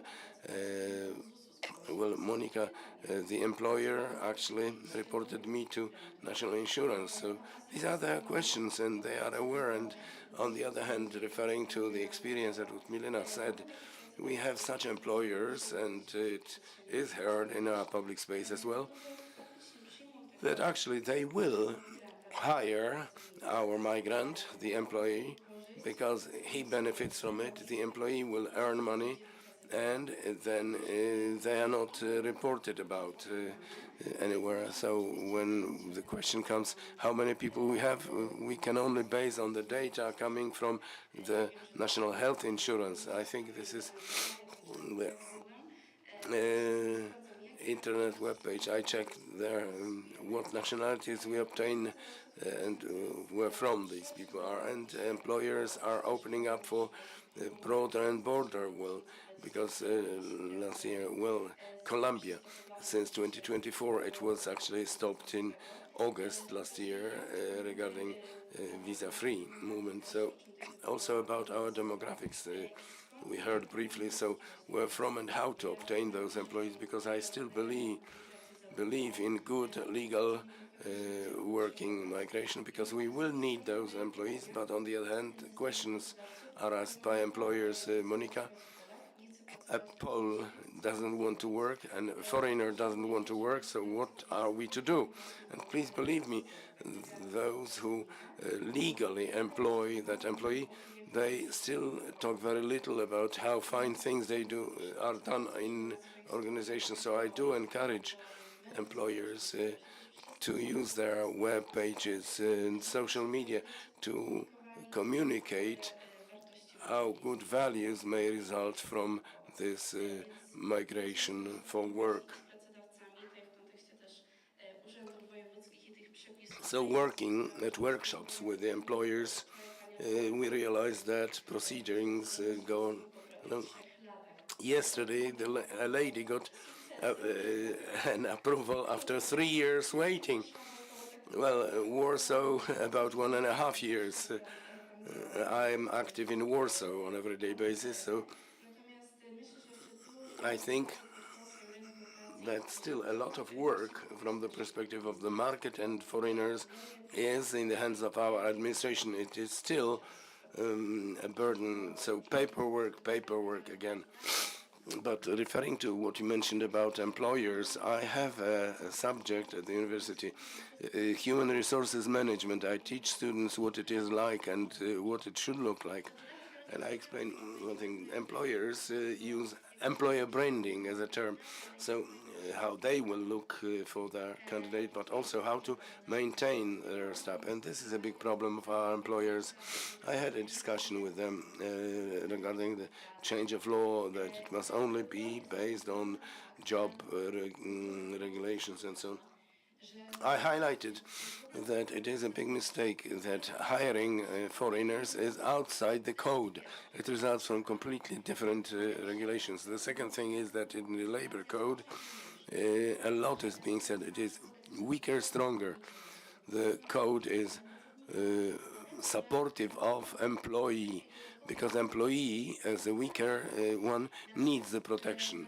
It is dependence, but in employing foreigners, this dependence is so deeper that not only within employment, but also legalization. So the employee doesn't know if the employer actually reported them, not only to insurance, but to the office.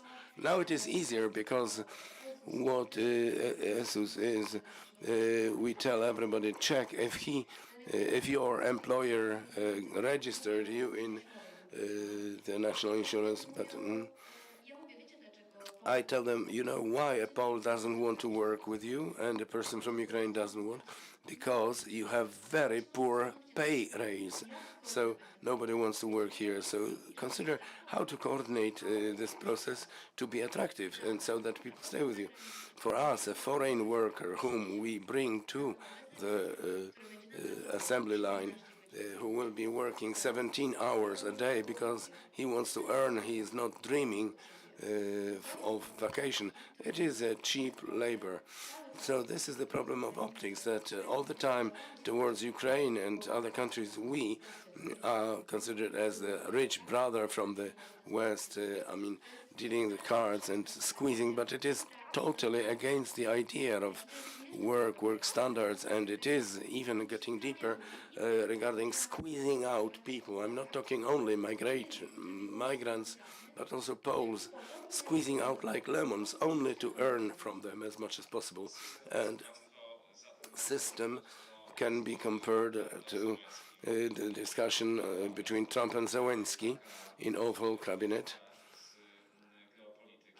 Input from geopolitics, absolutely to be caught up with and draw conclusions for this asymmetry, even barbarianism legally, to be stopped, because we are to be a stakeholder of the thing. They are coming here and they have to be treated fairly. Well, Mr. Director, I wanted to refer to the input of my predecessor. Yes, from my experience, based on information which we obtain from foreigners applying for work, yes, actually this is the case, that they are treated like cheap labor, whereas control over whether the employer actually reported them to national health insurance, we do. First thing, we address national health insurance with a request to verify if the employer actually reported the workers and if they are paying the insurance. If the employer is not fulfilling this condition, we must not grant the permit.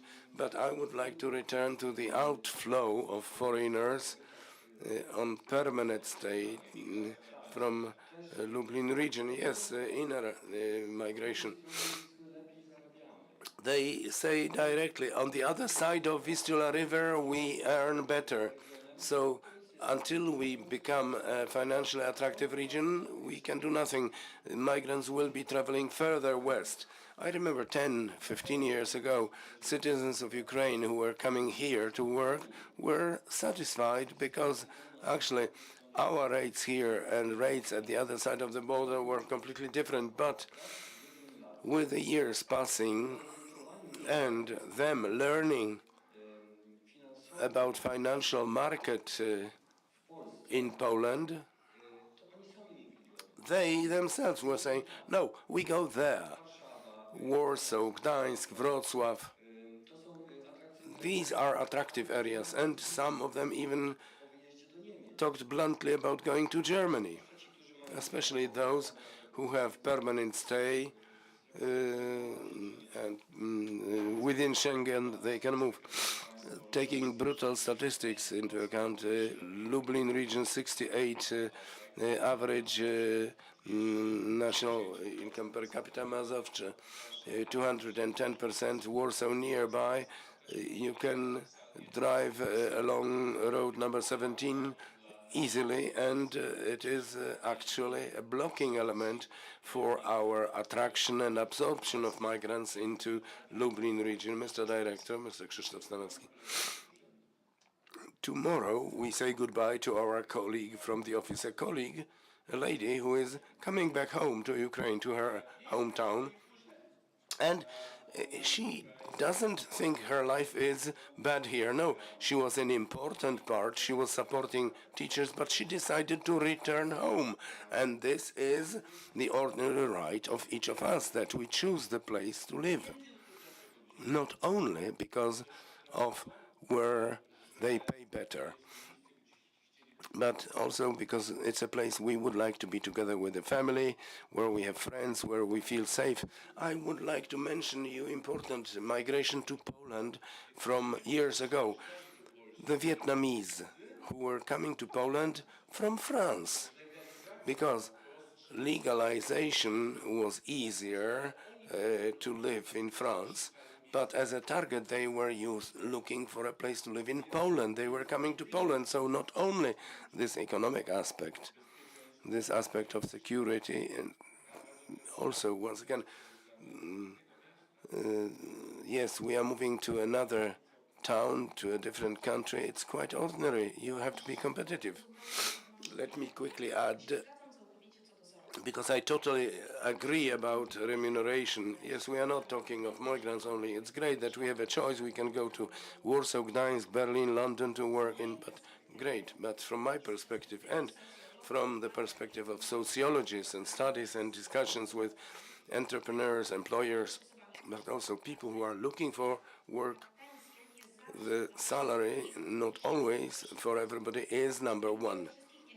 Not in everybody. I would avoid generalizing. What is important is the climate in the city, people, offer of the city, security. I think that European capital of culture is not granted to just anybody. This green city, I still believe we are, and may it be longest possible. I personally chose Lublin not because how much I would be earning after graduation, but this heart of NGOs and people at universities working here, the fact that it is an open city and friendly for me personally, not as an official, but as myself. Victoria is a motivation why I choose Lublin willingly. And for me, this closeness is a benefit. I know that in this geopolitical context is less, and especially investors, because not everybody wants to invest at this side of the Vistula River, and this is something for the nearest years, how to attract foreign investors in this geopolitical perspective, but I hope we will cope with it. In a moment, Monika Piątek ad vocem, with her Warsaw experience, main nations which are present in job market in Poland, apart from Ukrainians, is Belarusians, Georgians, Moldovans, and, a surprise here, the Filipinos. I don't know what it results from, maybe religious, because they are Christians, somebody is less afraid of Christians. Well, the Copts have crosses on their eyes, but we should not be afraid of people of different color of skin or other religion. Keeping in mind that only 1% of Muslims are jihadists, but Monika Piątek, your experience from Mazowsze, not only, yes, here about the Vietnamese, maybe you heard some time ago, last year, there was a big fire in Warsaw, Marewilska trading hall. 80% of businesses were Vietnamese there. I was greatly impressed how their community, all Vietnamese together, and also I myself participated in helping by local Warsaw citizens, helped a lot. At first glance, on that Sunday when the fire was spreading already, how great actually action from the Vietnamese. Yes, we are used to Ukraine. We have them here. We are helping. It is natural for us. But I, for the first time, saw the local Warsaw community helping the Vietnamese. And till now, I think there is a great support.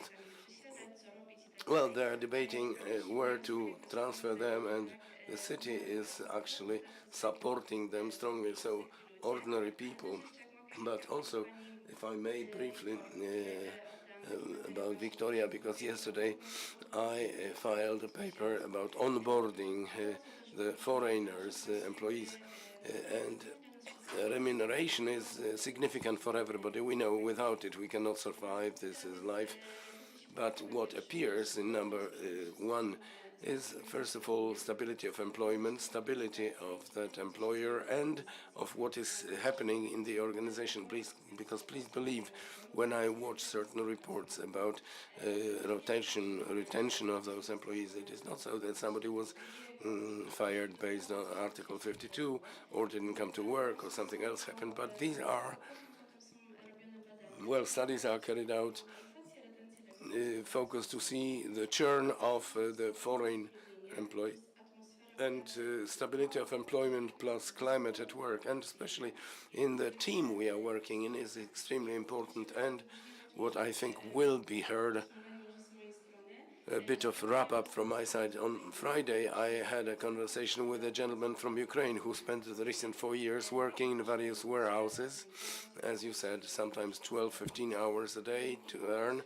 And he finally, he works based on a job card. He has a multi-sport card, and he now knows what does it mean to work from 8 to 4, go to the swimming pool and see how life in Poland looks like. So I think this is a kind of a wrap-up from me, but so that we view the earning migrants differently, not only hands for work, 2 hands, 2 legs, but full-fledged employee in the organization. Yes, symmetrization of standard status of foreigner and Pole. This is to our interest, a good message for Lublin, that atmosphere counts. Lublin has great benefits here, even if you can earn less here. Well, as a person involved in labor law, employment, and studying this phenomenon, I believe that changing a job is a sound element of our life, and it is nothing terrible. And I tend to teach my students this, to be careful about, because what Victoria said about the town, it is an important aspect. I fully agree with it, but when I see job offers, friendly, family atmosphere, prestige on the assembly line. Well, when Pendolino was launched in Poland, employees of railways were actually attracted. Yes, they will have a prestige working on the Pendolino. I hate such announcements.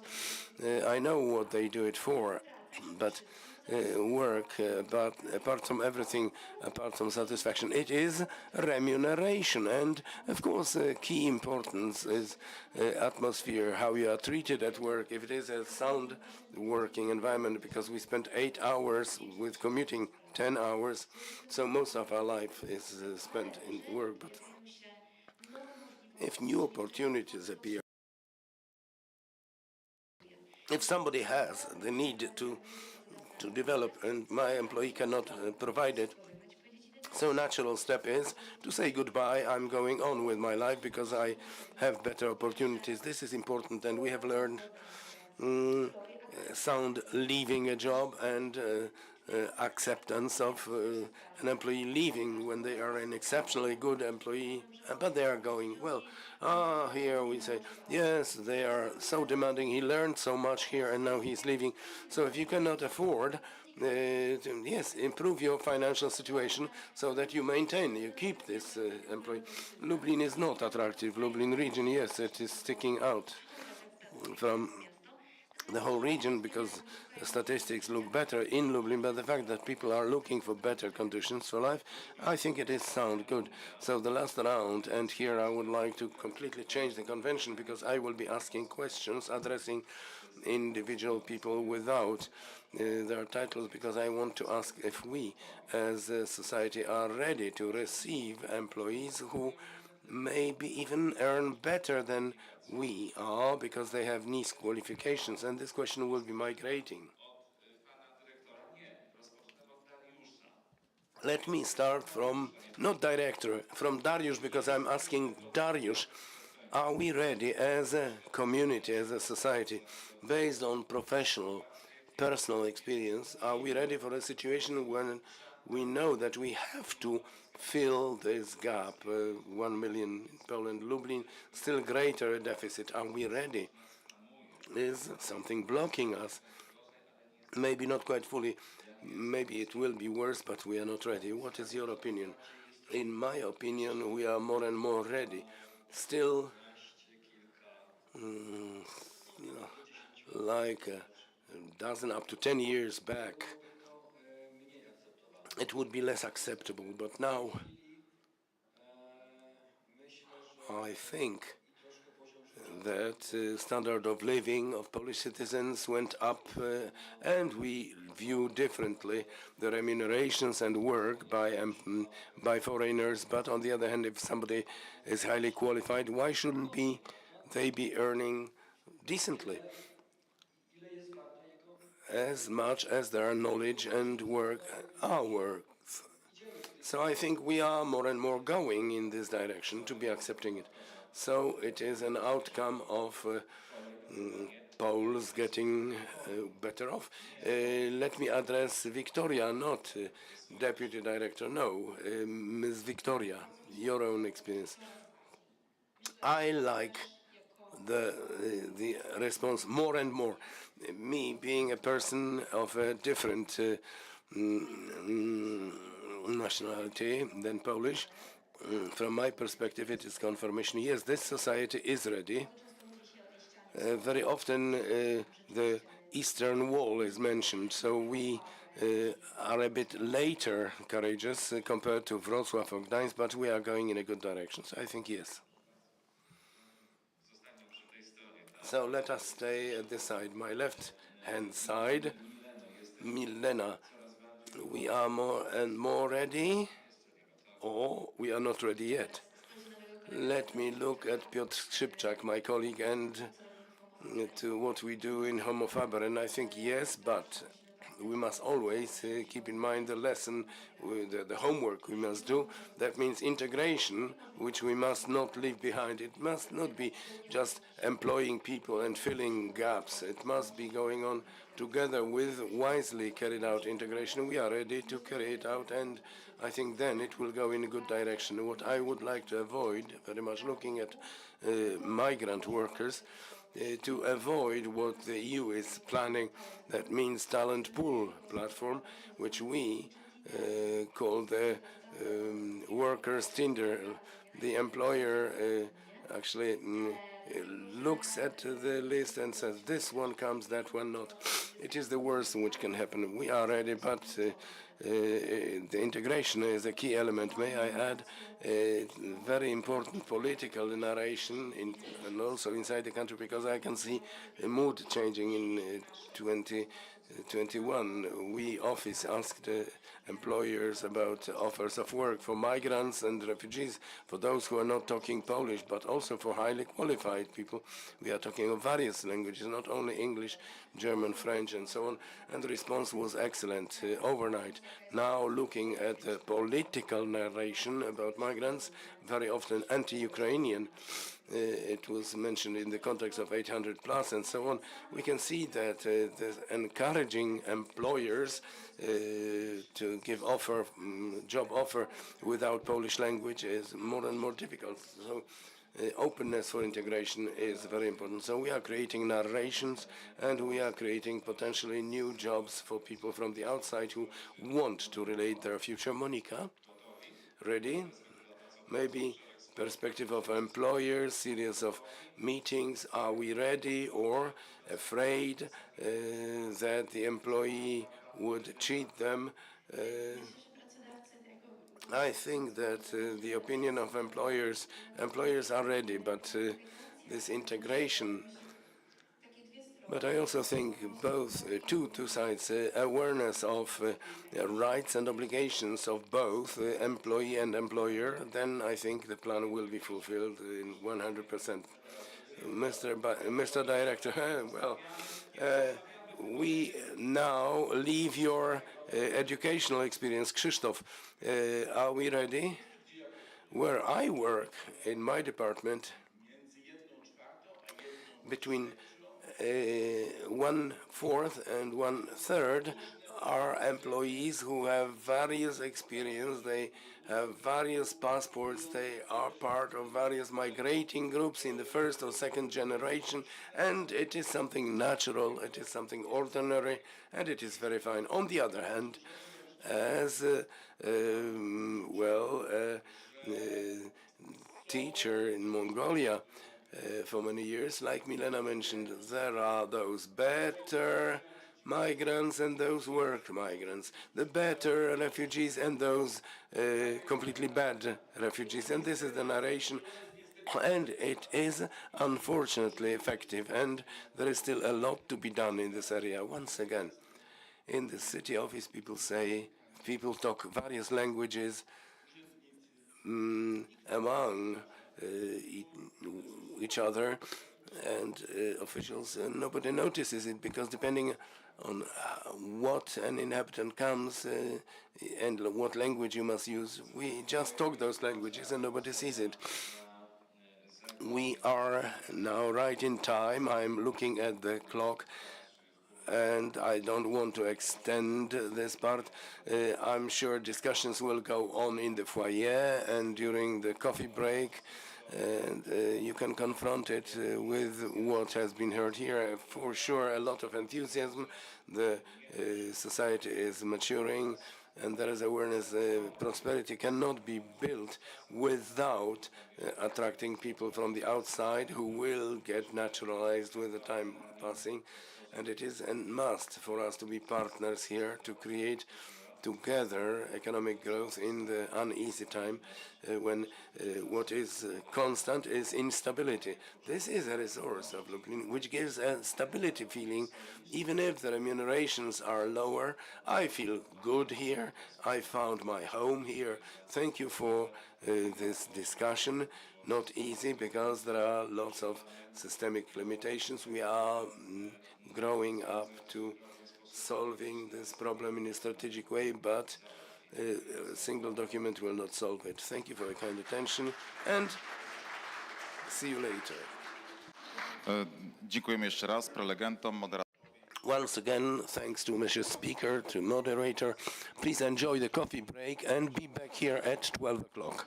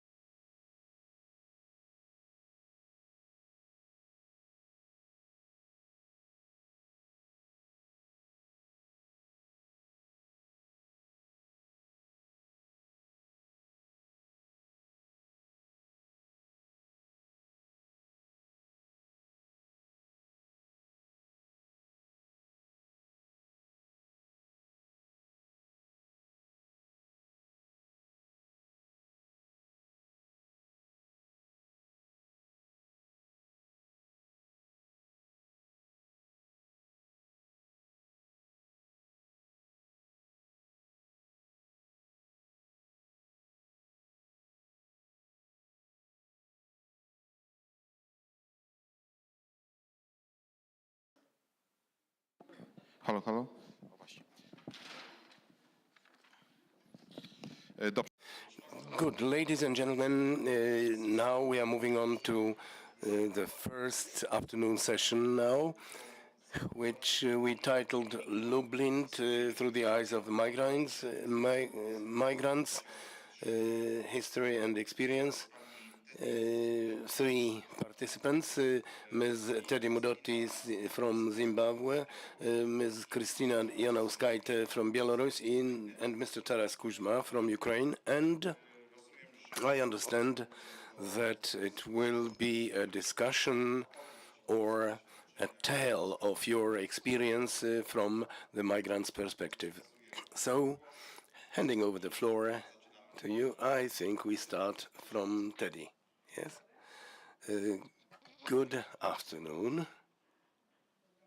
Good afternoon.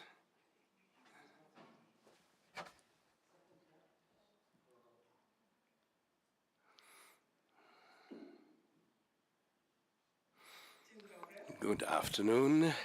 My name is Teddy, and I came to Lublin specifically. Next month it will be 4 years exactly. And I would just like to share with you my story in regards to migration, and it's a personal story in some sense. So my journey with migration started when I was 8 years old. My parents just packed us up one morning and said, "We are moving to South Africa." And I'm like, okay, cool. I don't have an option. I'm 8 years old. So we moved to South Africa, and life was good, but very different. I remember being told I could not use my name Tadiwa Nashe, so no one in school for 2 years called me Tadiwa Nashe because it was too hard to pronounce. So instead they used my second name, which was Esther, and I hated my name for a very long time because it felt like my identity as a little child was not allowed. I wasn't allowed to use the name I grew up being called. After about 2 years, my parents decided again, okay, we're leaving South Africa, we're going back home, we're going to Zimbabwe. And I was like, okay, I don't have a choice. We went back and I stayed in Zimbabwe, Harare specifically, till I was 15 years old. One day, my mom said, we are migrating again. We're going back to South Africa. And I remember at this point, I was in a very good stage, and I was like, I don't want to move to a different country, do paperwork again, get visas again, because I had good friends, I had a good life. And I remember crying, and my mom did not care. So December, when I was 15, we moved back to South Africa. This time, the migration journey was easier in the sense that I was older. I could speak up if I was uncomfortable with something. And this has taught me that it takes a lot to speak up, especially as a migrant, because you feel some sense of, this is not my country, this is not my land, and it takes time to grow out of that and to really just be yourself. So that was my journey with migration. Until 2019, I decided to go to China, to migrate to China, fresh out of high school. All I can say, Naigoje, worst decision I probably ever made as a teenager. Migrated to China. When I tell you, it was probably the worst process in terms of migration. I remember being told I needed 50 passport photos. I still have those passport photos because I think I only used 4. I still have them today. Their rules are quite stringent, and for someone who would migrate there without anyone around them, without a community, would probably be their worst nightmare. So I remember I stayed in China for a while, and one Friday I was like, yeah, no, I'm out of here. And I went soul searching, around Asia. Just, we spend a week here, spend a month here, until I ran out of money completely and I decided to go back home. Stayed at home, COVID-19 hit, and one day my dad's like, do you want to move to Poland? And I'm like, who's in Poland? My dad's like, I've got a friend who has a son who's in Poland, in Lublin. And I'm like, okay, yeah, cool. I don't have a choice. If you pay for it, I will go. So that's how my journey with migrating to Poland started. It was a random Wednesday. My dad sent me a text. Hey, do you want to go to Poland? And I was like, okay. So when it comes to migration, I feel like I know what it's like to feel out of place, have to do paperwork. I remember at some point, I couldn't go to school because my visa was not out yet when I was in South Africa. So migration is something close to me because sometimes you have a choice, sometimes you don't have a choice, and either way, you will lose your voice at some point. And one thing I believe in, one thing I try to do is to make people who migrate feel comfortable, because sometimes you don't have a choice and you're away from your space, you're away from your comfort zone. So I always try to check up on people who come to Lublin and are new in Lublin because they have no one, and I remember what it was like. I had no one. So that is why I think making people comfortable, making people feel like they are welcome in a place is very important. And that's one aspect of migration I think is it's not observed as much as it should be. You know, people just think it's the paperwork, it's, visas and all that stuff, but there is more to it. You need to feel welcome, you need to integrate. So I think I've done that well in Poland, and I hope to help those who migrate to Poland. Thank you. Thank you very much. I teraz proszę panią Krystynę Janowskajtę z Białorusi o pani. And now, Ms. Krystyna Janowskajte from Belarus, please share your experience related to Lublin. My name is Krystyna Janowskajte. I'm from Belarus, and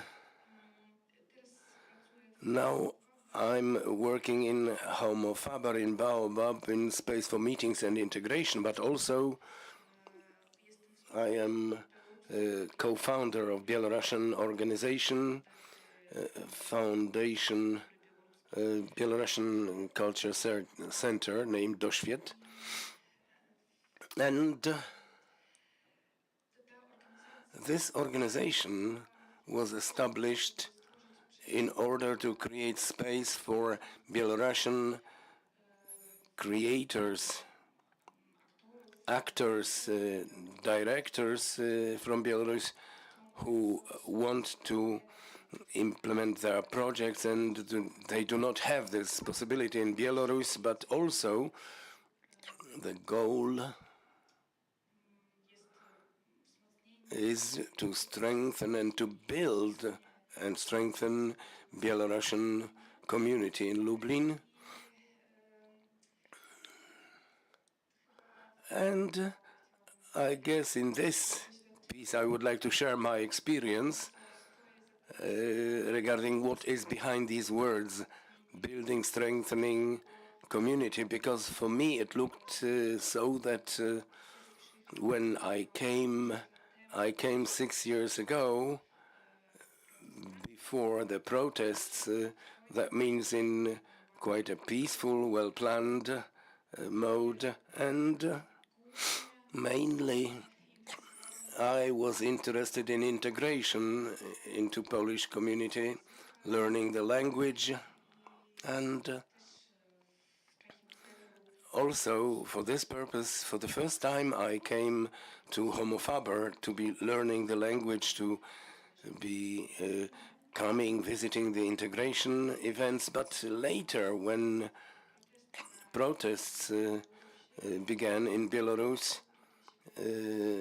here also people from Belarus started appearing who needed help, and having my experience in integration, I tried to help, but quite soon I felt that I needed support in it because it was difficult to make it on your own, and also being in touch with Homo Faber, I came with it, and we got to registering our organization. And initially this building looked like helping those who just only arrived, or meetings around the language, Belarusian literature. I also did some teaching of Polish language to those people who came, and I remember the time when to those meetings 2, 3, very few people were coming, and over these years it has changed a lot. Now I am in very close contact. Well, it is a group of over 100 people, and we also have a general chat of Belarusians. There are over 1,000 people, and I also participated as a responder in 2 polls, in 2 studies carried out by National Bank of Poland, and it was about life and economic situation of Belarusians in Poland, and a study carried out by University in Wrocław, and it was about needs and expectations of Belarusian migrants in Poland, and also basing a little bit on the results of these studies and on my observations and on my experience. I would like to say a little bit generally about Belarusian community in Lublin and in Poland, because, well, it is known that since 2020, main factor causing migration from Belarus to Poland has been the political situation, because earlier migration was mainly for educational or economic purposes, and this is still the case. People still come to learn or work, but for 5 years already, repressions are in progress, and very frequently the reason is that people are afraid of their own safety. So it may happen that overnight a person just takes a backpack and leaves suddenly, but also maybe in a bit better prepared way by obtaining a working visa. So on the one hand, it looks as if that person had economic reasons to come here, but the true basis is worry about personal security, and very often those people do not return. They cannot return home, and there is a number of people who initially emigrated to Ukraine, to Georgia, for example, but then after the outburst of war, they had to migrate here to Belarus,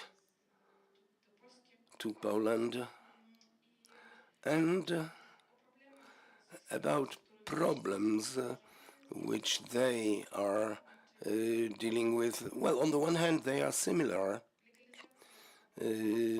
Legalizing the stay is lengthy and complicated. It's not easy to find a flat, and also in this process I was helping a lot, and I had an experience that people say no when they hear your accent. So they don't rent you a flat, but also lack of possibility to return back home. And still worry about your personal safety. Often people from Belarus are quite lonely because on the one hand they do not come to the events of Belarusian community, diaspora, because they don't want to be noticed, photographed, but on the other hand they inform that not quite fully they know how to integrate with Polish community, how to find these contacts, relations. And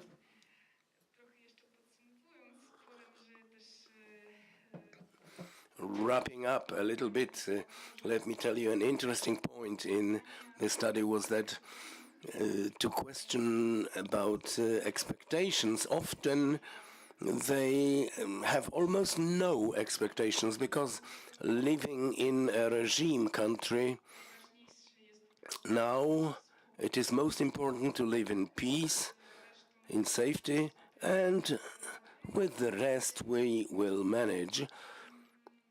But I believe that still they have these needs, and one among the most important ones is good integration, because most people also highlight that they see their future here in Poland. Good, thank you very much for this precious input. And Mr. Taras Kuzma. Welcome, ladies and gentlemen. I will be speaking briefly, and my name is Taras. I always had a problem with introducing myself. I remember once I said, well, Taras, and the lady responded, Taras, it's like a balcony. It immediately reveals that I come from Ukraine. I must admit that my story, my experience is not too spectacular, not very dramatic. It is more boring and dull. However, my adventure with Poland started the moment of graduating from my secondary school, when I faced a choice of my further path for life.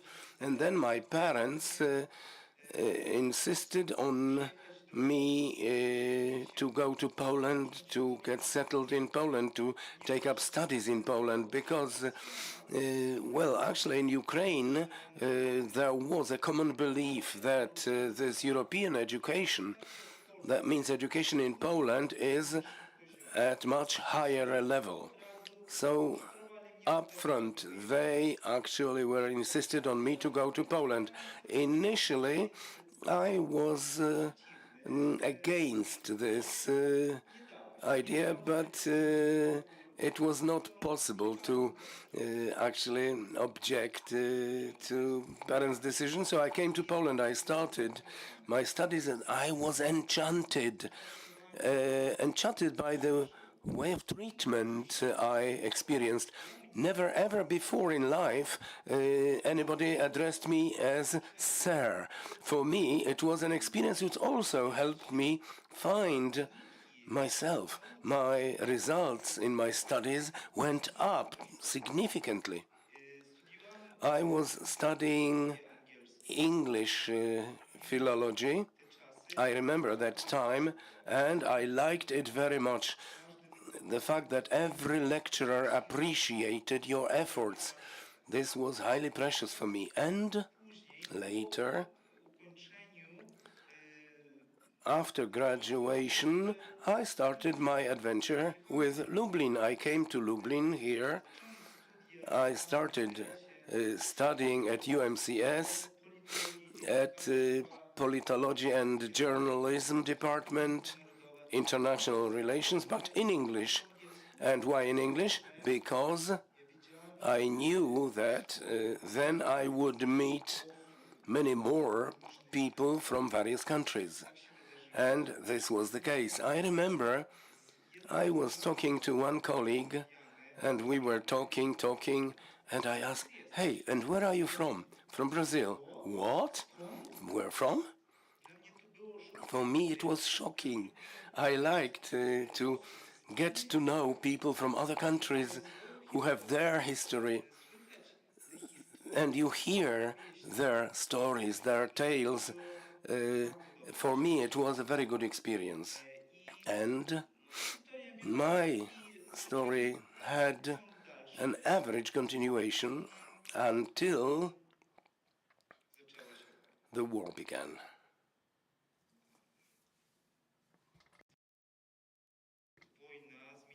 This phenomenon, the war, changed a lot in my life. For the first time, in my opinion, when I felt that it gave me some maturity, that I came here. Well, for the first time, I understood that it was a point in my coming here. For the first time in my life, I noticed a situation in which the people come here and don't know where they are going to be tomorrow, what they will be doing tomorrow, what they will be eating for dinner tomorrow or today, and if they will ever live here and if they ever have a future. It was for the first time when I experienced this situation. For me, it was shocking. And in today's context, in the context of migration and talking from the perspective of the fact that I am a person from Ukraine, it is extremely important that or to differentiate and to avoid actually putting everybody into one same basket. That every person must be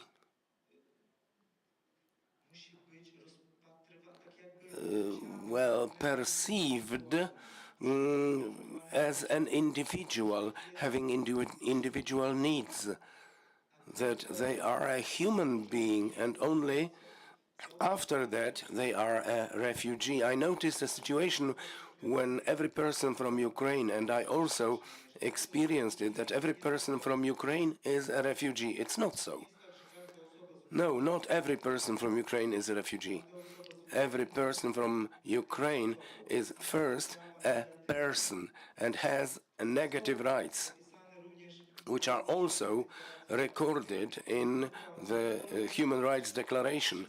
And you must know, you must not treat everybody identically. I'm always involved in everyday help to people who have migration experience, and I believe that when I provide this help, I always take into account the individual situation of the person who came. It is very important. It is important never to examine migration in a general perspective, like from any biased position. No, it's harmful. Every person is an individual. And I would also like to add that later I also encountered a situation that people are also perceived from the perspective of their documents. Working with people, I can see how often they approach me and say, how can I get rid of this UKR status? Because everybody seeing such a document perceive me as a refugee. UKR, Ukraine. I want to be perceived as a human being.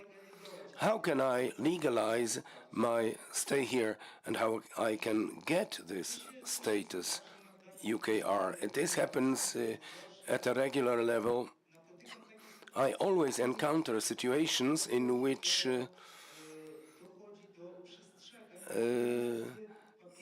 behavior actually results from the documents the human being has. It's very harmful. Very often, perceiving migration, we are more ready to generalize. So with this experience, I also do request you to avoid doing it. Everybody deserves to be perceived as an individual human being with their own ideas, own history, own life story, and their own experience. So yes, this is my story, and I'm saying this in the context of migration. This is a very important topic. I remember a situation,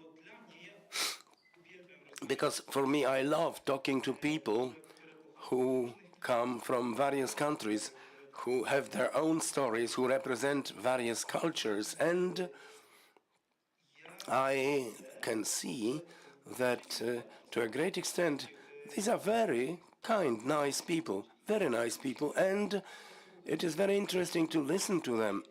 Their stories are very unique.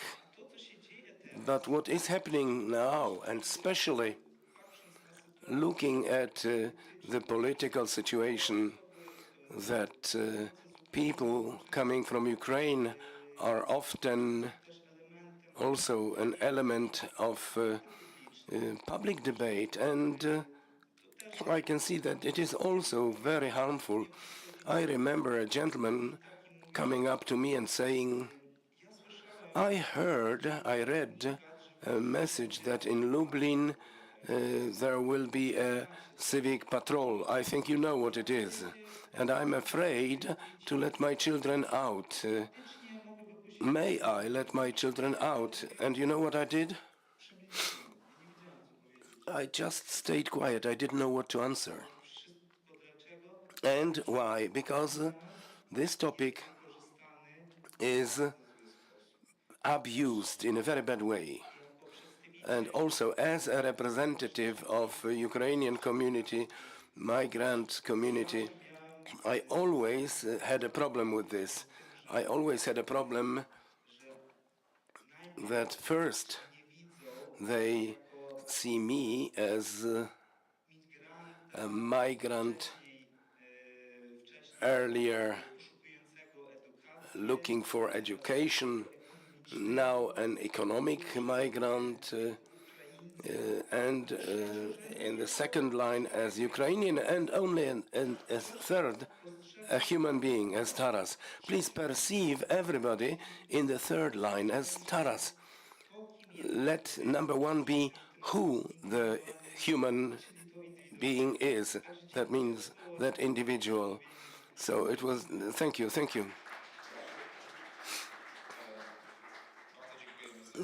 you very much for the precious input in the discussion and sharing your experience and what Taras said, to see the individual, the human being, and dignity, which is most important in that person, whether they are a migrant or a citizen, it is less important. Well, maybe somebody would like to ask a question. If not, then during a break. Thank you very kindly. And now let's move on to the lecture by Professor Agnieszka Demczuk from Marii Curie Skłodowska Lublin. Influence of disinformation on perceiving migration by the society in the context of war in Ukraine, but we are all subject to disinformation, and example of this coming from the US is that manipulation with information is omnipresent. Good. Very well, thank you very much for the opportunity to give a half-hour lecture. I prepared about 30 slides. I hope I will manage discussing all of them, because the questions related to them are really dense, and we also have quite a long time of accumulation of those various narrations, not only in disinformation around the problem of migration, migrants, refugees, and their problems, and listening into what my predecessors were saying, I will move over from the last sentence given by Taras, which I like very much, that to first see human beings and then through other labels which everybody has.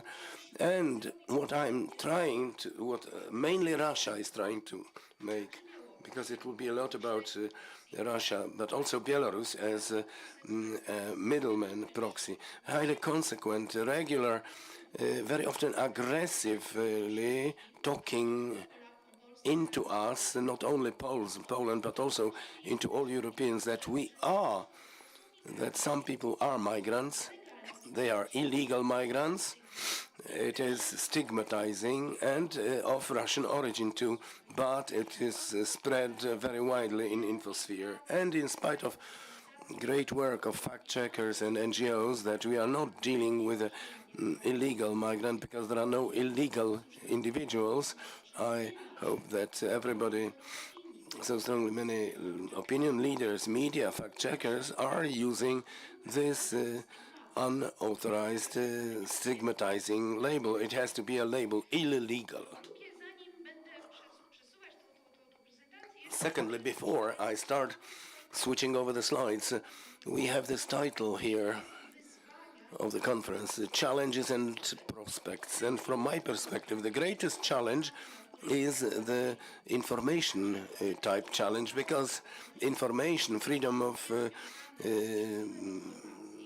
voice and what is related to flow of information in liberal democracies is nervous system. And if it is infected with disinformations and hate and evil information and the whole range of various gossip and misleading informations aimed at disturbing all information system, so you know perfectly well any other dimension is infected of functioning of the liberal democracy, firstly. Secondly, we are, I would even dare say, we are a victim to these operations, highly systematic, regular, consequently, aggressively implemented for at least 10 years, with lack of change of certain paradigms of approaching this problem. What do I mean here? On the one hand, we have Russia, Belarus, other players, China, Iran. They are playing it. Also, many countries of disinformation use, especially in election campaigns, but regarding Russia and Belarus mainly, we have quite an uneven balance of weapons. Russia introducing cognitive misleading operations, because this seems to be the most significant issue, and they do it bluntly. During the day, it's enough to have a mobile phone, and we are a victim, unknowingly often, victim of such operations. And on the other hand, we got used over the 20th century, second half of it, that quite a lot of information, in that number disinformation, is a domain of special services which act outside the media. This is the whole area of unopen information. Being in the government position of Russian and Belarusian influence, I can tell you that services are very well informed on various subjects, but as well, being that kind of service, they cannot share this information. So where is the problem? In my opinion, and we recommended it recently, to somehow, in some scope, for those services to be showing us, community, showing the modus operandi of disinformation operations being carried out, so that we know how it works. I'm not talking of specifics, dates, facts, which will remain in confidentiality of the services, but what scope, what phrases, what messages are resonating in the network about migrants, broadly speaking. We should know about this because what is our absolutely important weapon is that this is the media education. Education, studying sources in a critical way and not entering the trap which Russia and, among others, Belarus are setting up on us for years. And quite a lot is beginning to be discussed about this disinformation. I'm very glad to notice it. My student is writing a paper, Disinformation around migration and migrants in Spain and in Poland. It might seem to be an unobvious topic. Spain, Poland, well, from many perspectives we are different, but for me it is not a non-obvious topic. No, it is obvious because we are dealing with international disinformation, certain matrices of influence consequently applied by Russia and Belarus, and only a certain differentiation of some topics appears at national level, but also at regional level, because we are also dealing with regionalization of disinformation. If, for example, topics related to Polish-Belarusian border will be more demanded and looked for in the regions of northeastern Poland, then there will be exposition of such topics. So that was an introduction, and let me move on.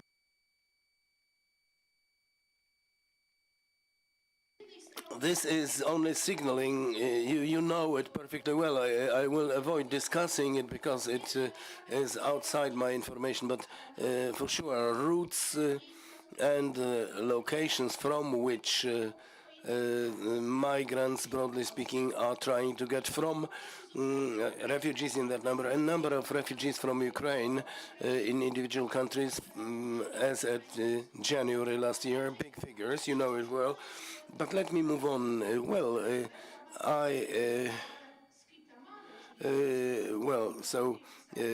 Spoken word is actually volatile and written word stays. So I included a lot in the slides. I will be talking briefly. So regarding the problem of migration in information dimension in Poland, we should do some staging, and until 2015,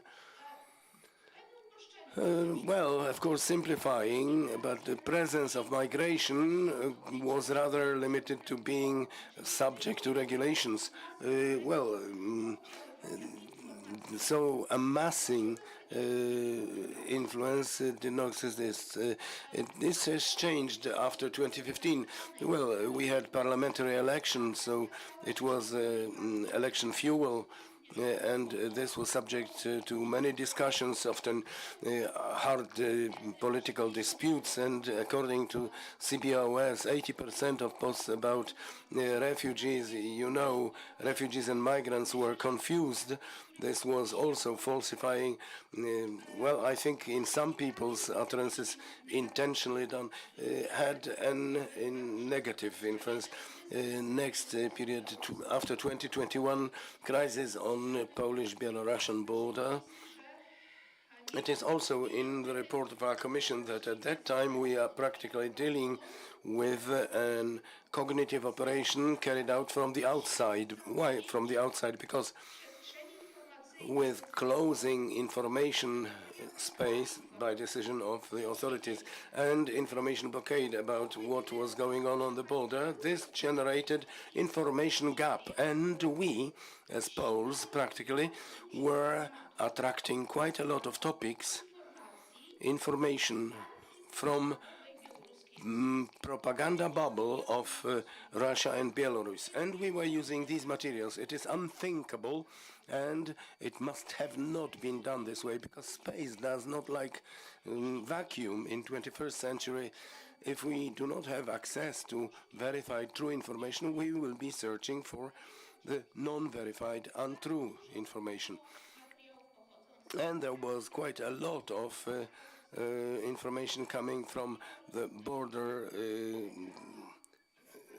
guard committee and Belarus Today, Telegram. Well, please, absolutely do not do it. This is a channel used for agents to communicate. And we have this famous channel on Telegram, Polish hangman. And, well, no party was saved here. So for you to know and remember, it doesn't mean that some party of the dispute has been protected or saved. No, no, each party is strengthened information-wise to radicalize us and to make us quarrel. Well, the ancient Roman divide et impera, and after 24th of February 2022, full-scale aggression of Russia, hashtag making Polish Ukrainized, vast reach, and boasting about this being good. More in detail, after 2015, we practically have, especially from that moment, common intoxication of discourse with false information, xenophobic speech, and vulgarization, and Ukra Poliness. And after 2018, also this moment of local government election campaign was a moment where quite a lot of this was passing. I was doing the monitoring, and in 2018, mentions about Nazis and fascists when talking about our neighbors, that resonated already. Oh, for example, Ukraine will be, I will avoid reading it because I don't want to repeat it. Highlighted here directly addressing Ukrainians, what phrases were appearing in cyberspace. And these are information spaces, Facebook, Twitter, from candidates at that time applying to be mayor of Lublin. But the main question in my input, how to measure influence. I think quite a big role here must be played by the questions from the area of social psychology, shaping opinion and those which can be translated into attitudes and behaviors. And this is a classic social psychology. Ronson and others who have been studying this influence of opinions exposed at that time in traditional media, second half of the 20th century, and now I would even risk to say mainly in cyberspace, because you as young people use more of social networks and you don't watch information on television. And what is the Gauss curve? It was always the parable on both sides of the dispute. There were least supporters, extremes. Now we have U curve, that it is completely different. Almost everybody has very clear opinion on every subject. This actually releases the need to quarrel, to be radical. Polls, it may be a barometer of influence. And it is not that good, ladies and gentlemen. 2006, 72% Poland is obliged to receive refugees. 2016, it is turned 180 degrees back. Between 61 were against to receive refugees, not migrants.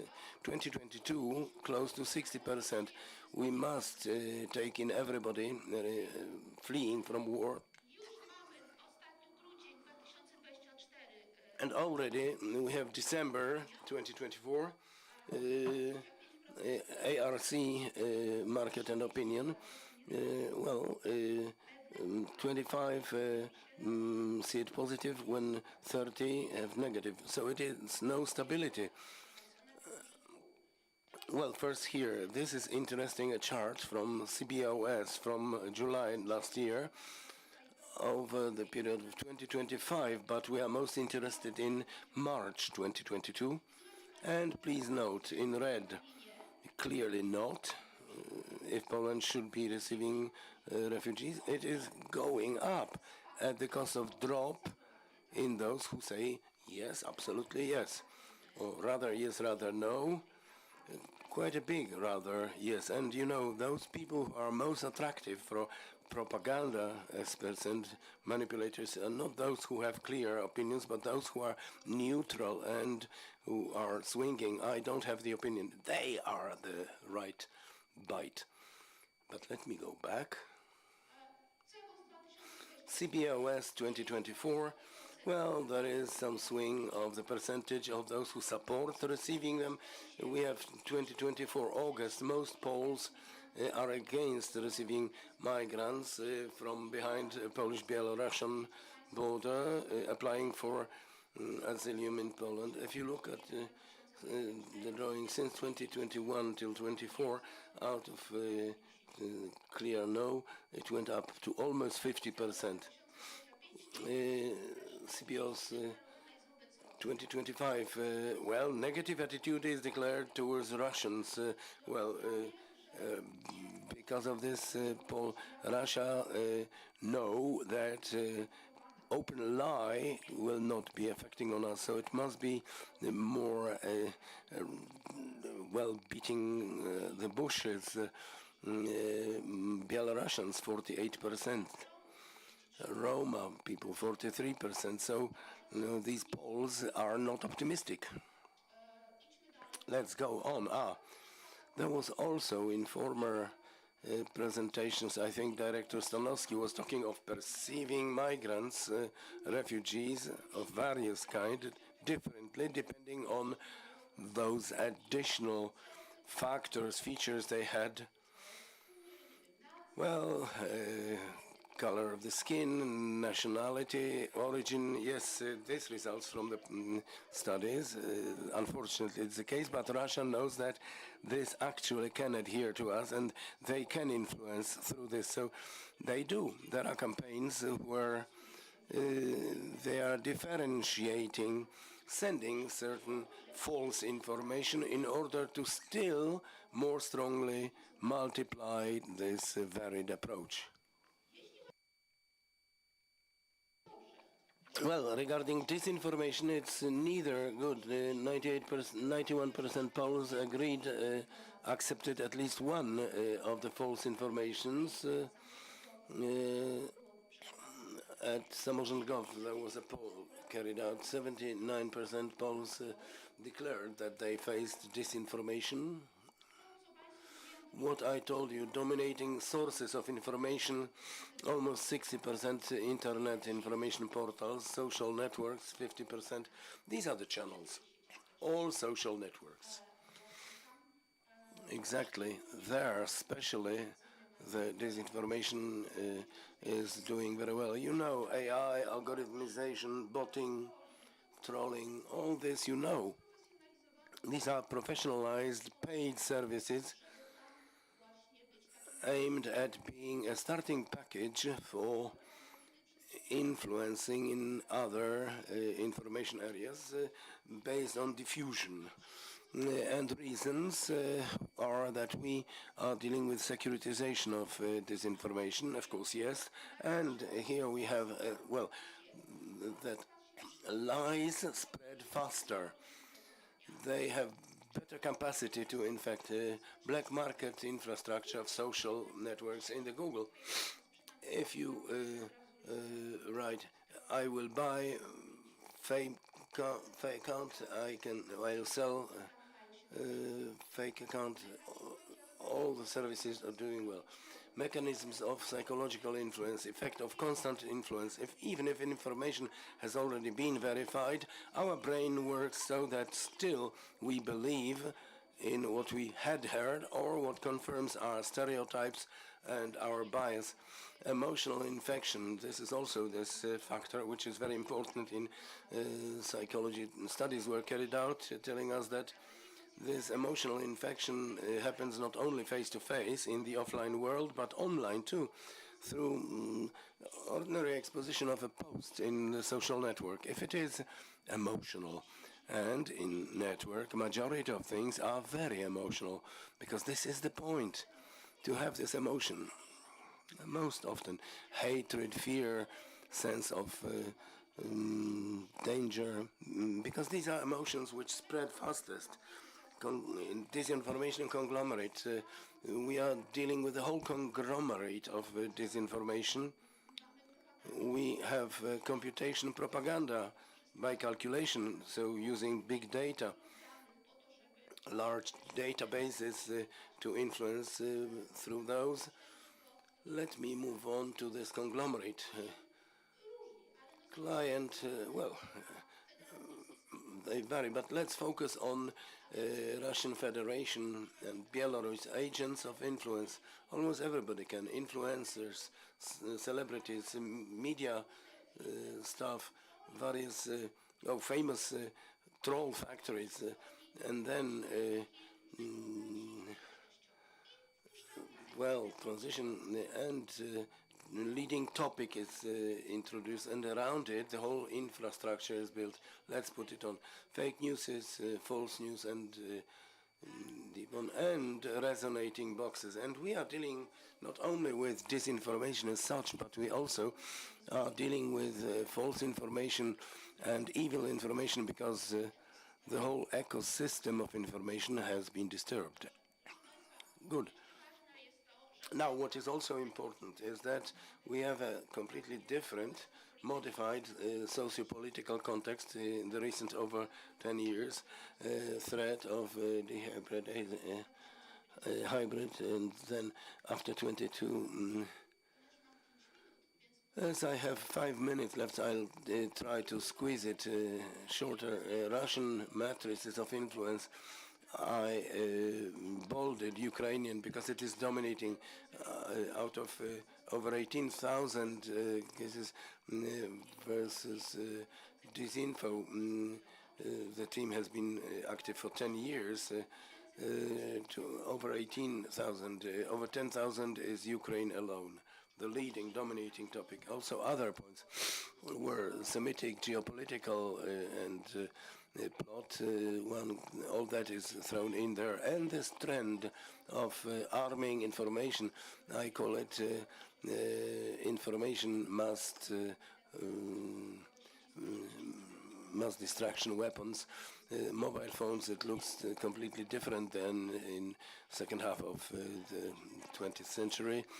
Actors of discourse, people, but human actors and non-human, botting, IT, informatics, leaders of extreme movements, extreme journalists, botting, trolling, external propaganda specialists. We have this effect of democratized disinformation present on everyday basis in cyberspace. And a few examples. History of stigmatism, illegal migrant.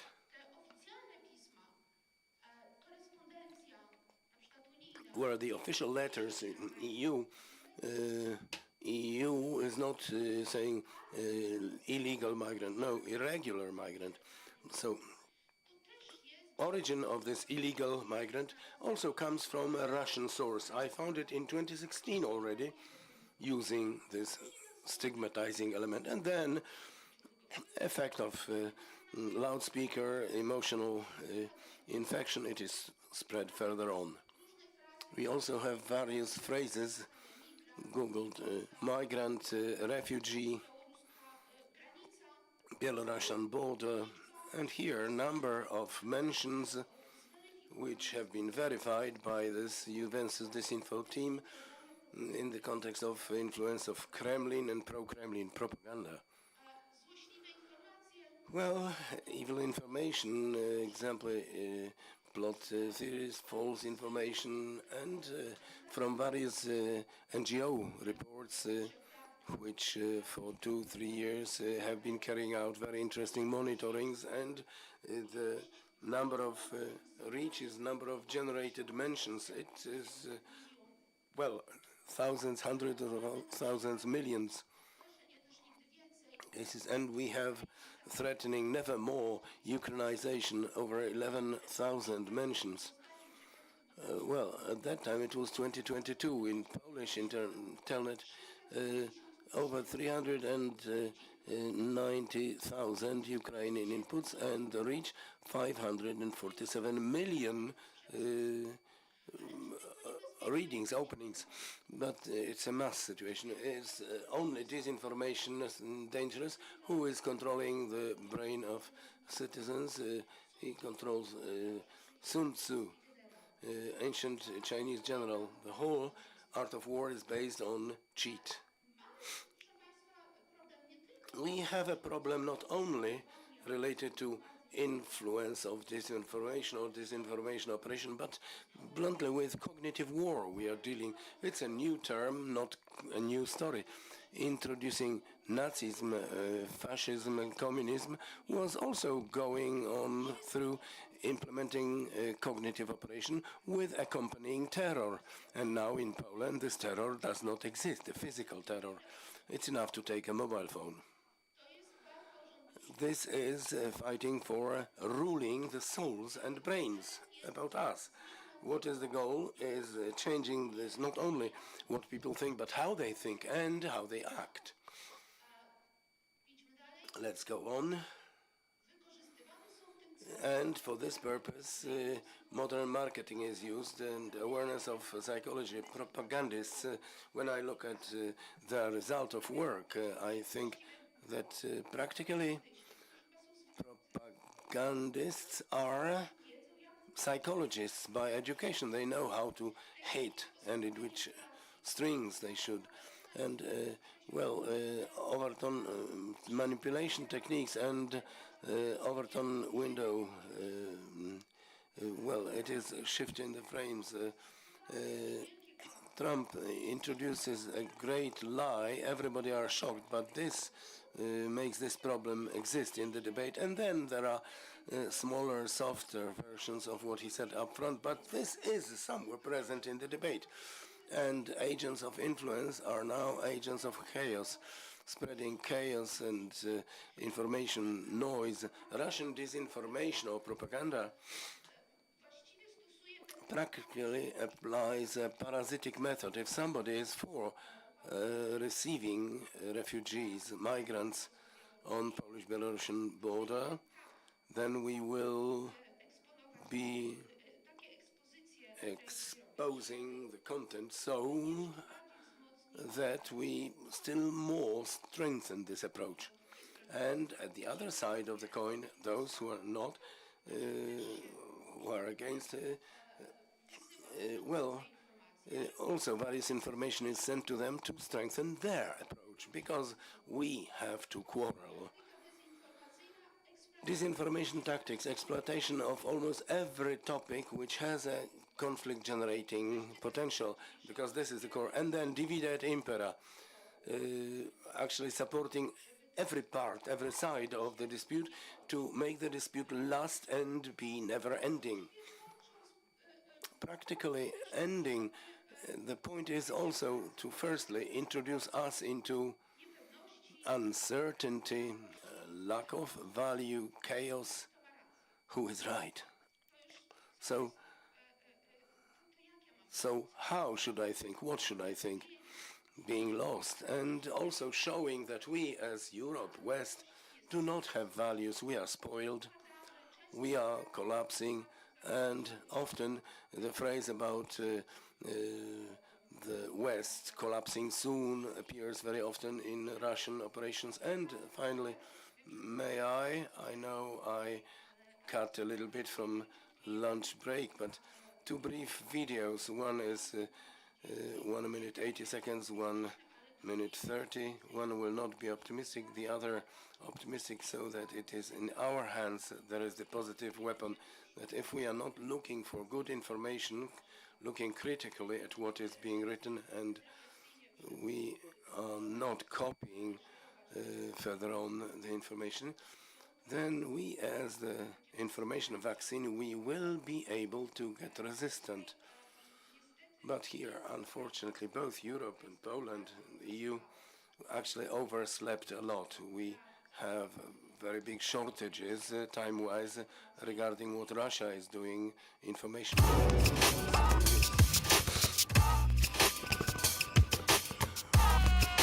Invasion of Russia on Ukraine.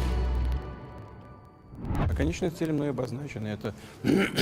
Это освобождение Донбасса, защита этих людей и создание условий, которые гарантировали безопасность самой России.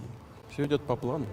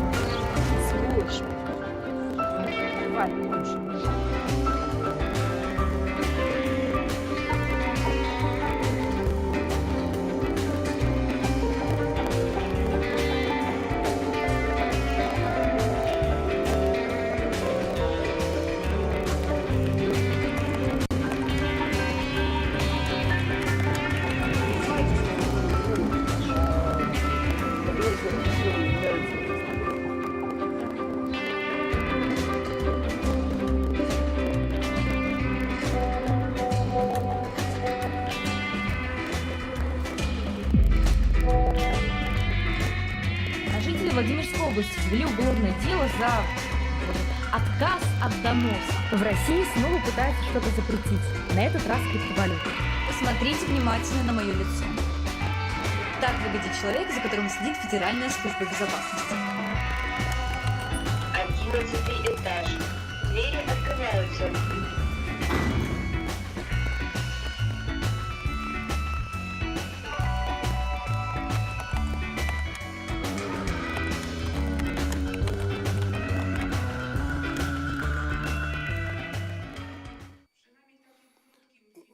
Well, at least with a brief video, minimum, let's think twice what we make available, what we click on, what we give likes to.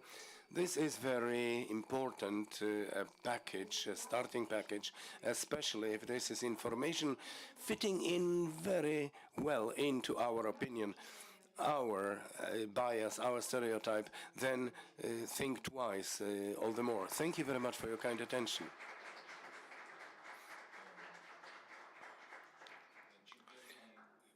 Thank you, Madam Professor, for this extremely interesting lecture on disinformation in the migration context. And now, ladies and gentlemen, unfortunately, time is pressing, but a pleasant break, lunch break, and at 2 o'clock sharp, let's meet here at the last panel. So, see you and thank you.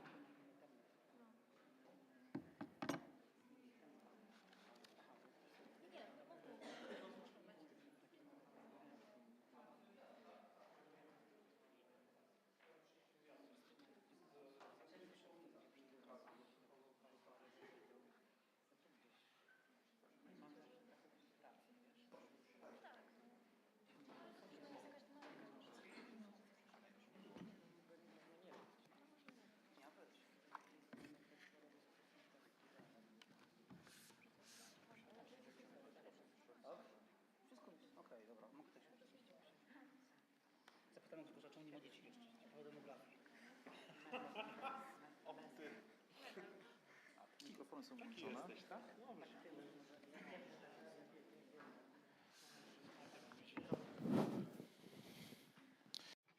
Good. So, ladies and gentlemen, let's start our last session, which is titled Is Migration a Solution to Demographic Crisis in the EU? And this session will be moderated by Dr.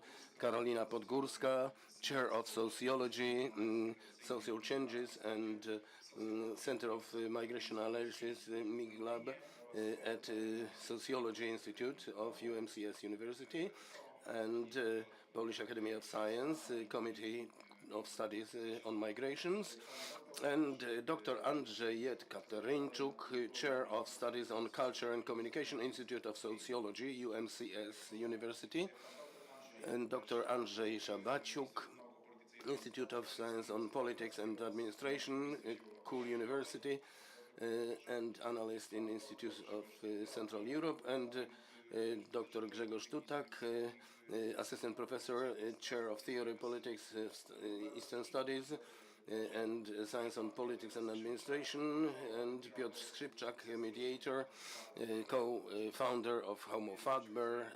Good afternoon. Handing over the floor to Dr. Karolina Podgórska, counting upon multi-topic and interesting discussion. So let me welcome you also, and let me welcome all panelists today.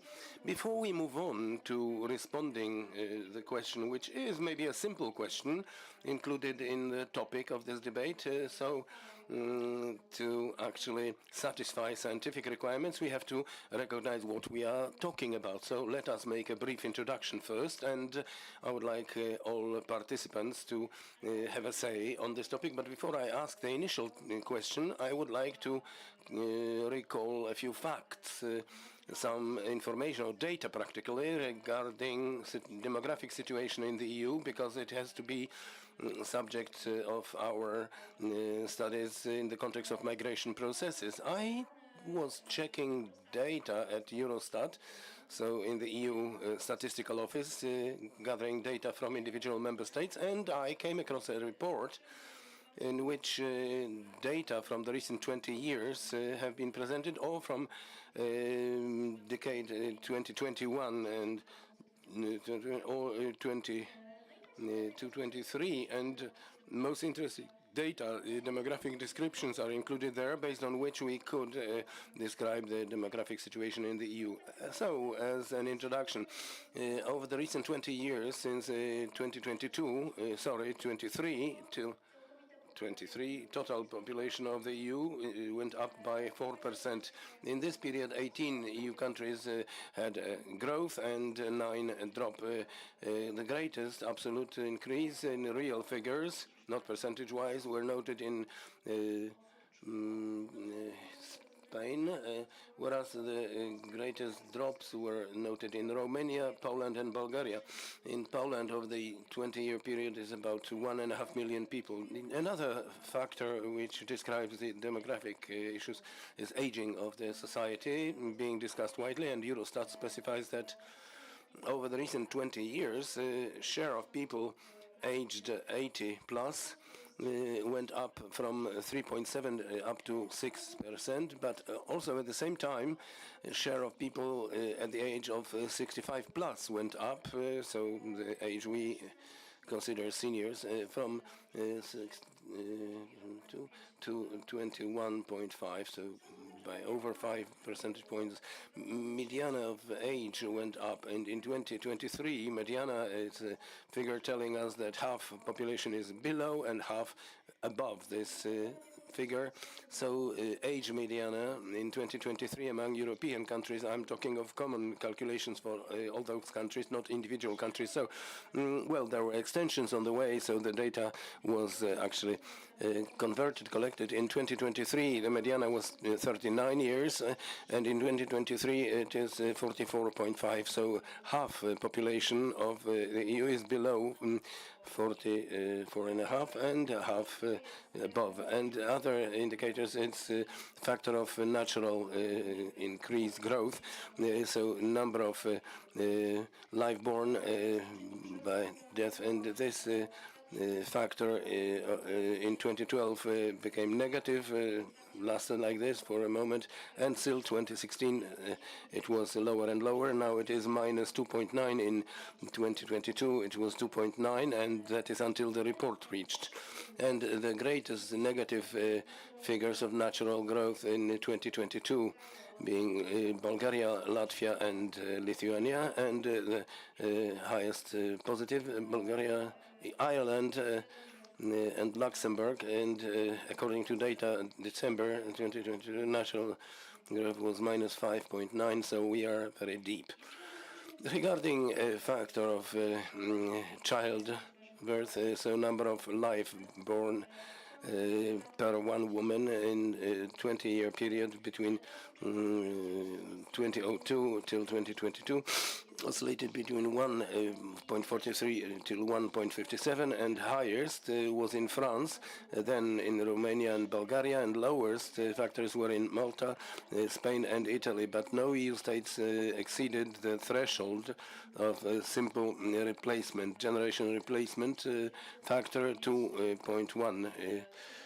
So much children you must have for the social system not to collapse and so on, and none of the EU countries reaches 2.1, even France, which had highest childbirth indicator, but it was 1.79, taken from the 20-year period. And there are a few other factors, and let me move on to the last one, to migration, because of course natural movement of people is related to birth and deaths, but also to number of population. We introduce the flows of migration. So to EU, about 7 million people migrated. Out of this, over 5 million were migrants from so-called third countries, and 1.5 million was migration within the EU, but foreign migrations.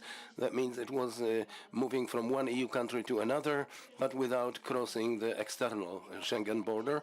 In case of 400,000 people, we don't know the country of origin. Well, interesting point I noted yesterday. And in 2022, most people immigrated to Germany. That is 30% of all immigrants to the EU country, to Spain, France, Italy.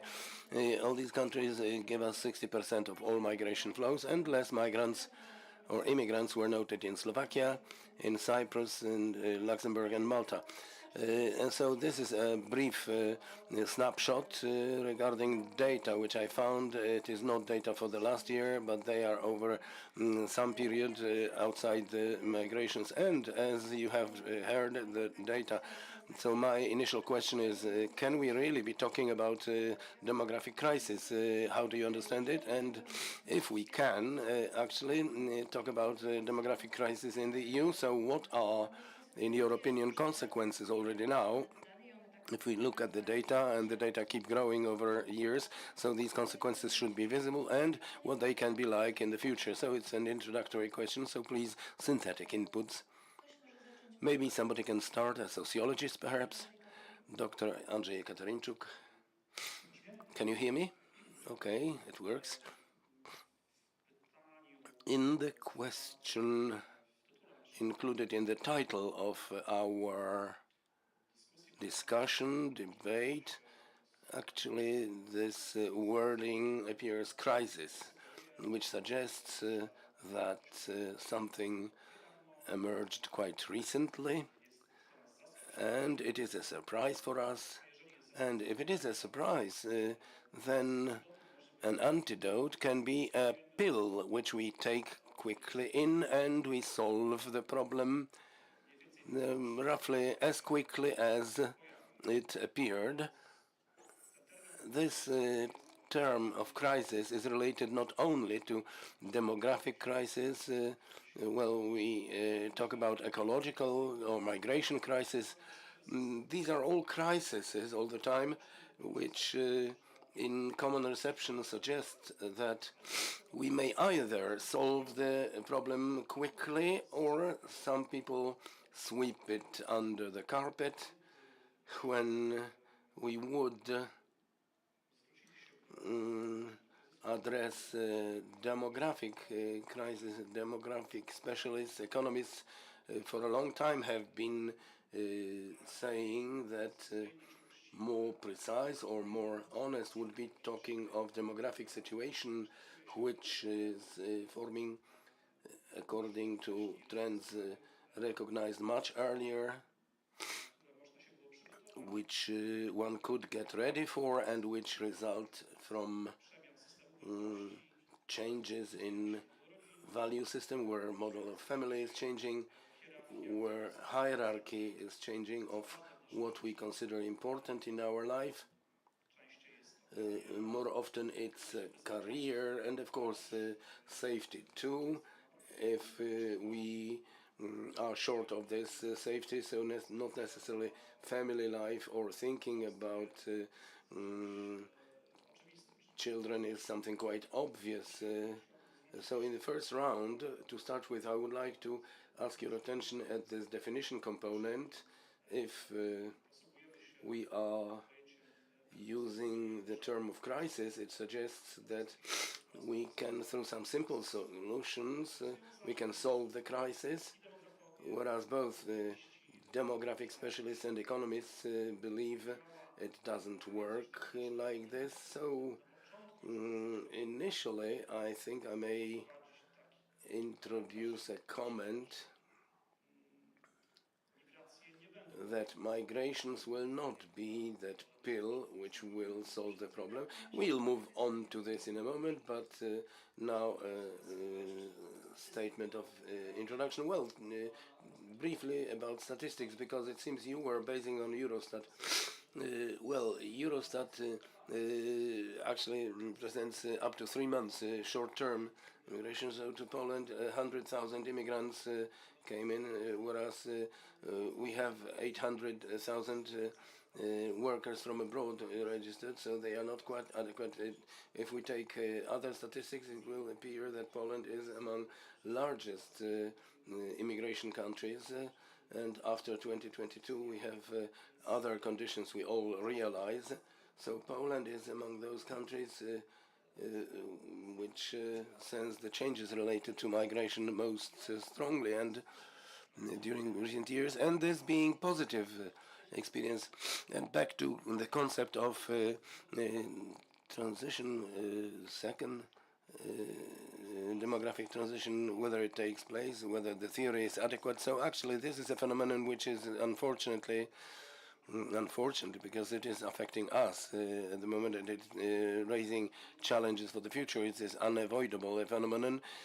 Cultural trends were changing, and they are partly related to development of the community, the social development, and the state development. In developed countries, tendency to have children is definitely lower, and as the moderator noted, it will be related to migrants in future. And until now, no country managed to carry out an effective pronatalistic politics which would lead to increasing the birth rate. Maybe Israel is an exception, and Czech Republic has positive statistics, but its results partly maybe from general situation, social situation, or certain trends, because more traditional Orthodox communities, the birth rate is highest, but they stopped at a different stage.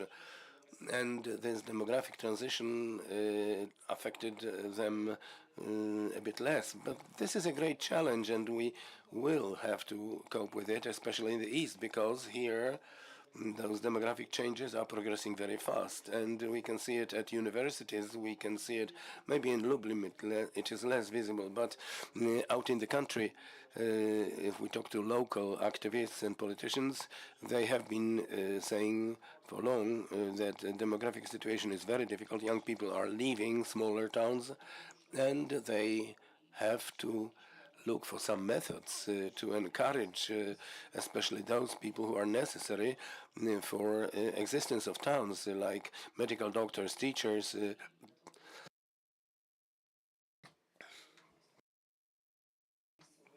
Well, there is no method to stop the outflow of the migration stream to bigger towns. Let me stop here and hand over the microphone. Thank you very much.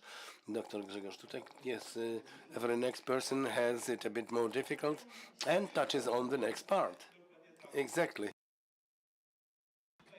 So can we be talking of a demographic crisis here? Well, crisis is actually related or rings the bell of something being sudden, something what requires acting often ad hoc in response to the occurrence of the given negative phenomenon, whereas here we are dealing with a situation where we are talking of trends which have been growing for like a dozen or even a couple dozen years, and as practice shows, so far we have not managed to work out effective tools which would be somehow changing these trends or would be reversing, in the best case, maybe putting off these negative trends, demographic trends. And the question whether migration can here be the factor which will somehow be responding to what we will understand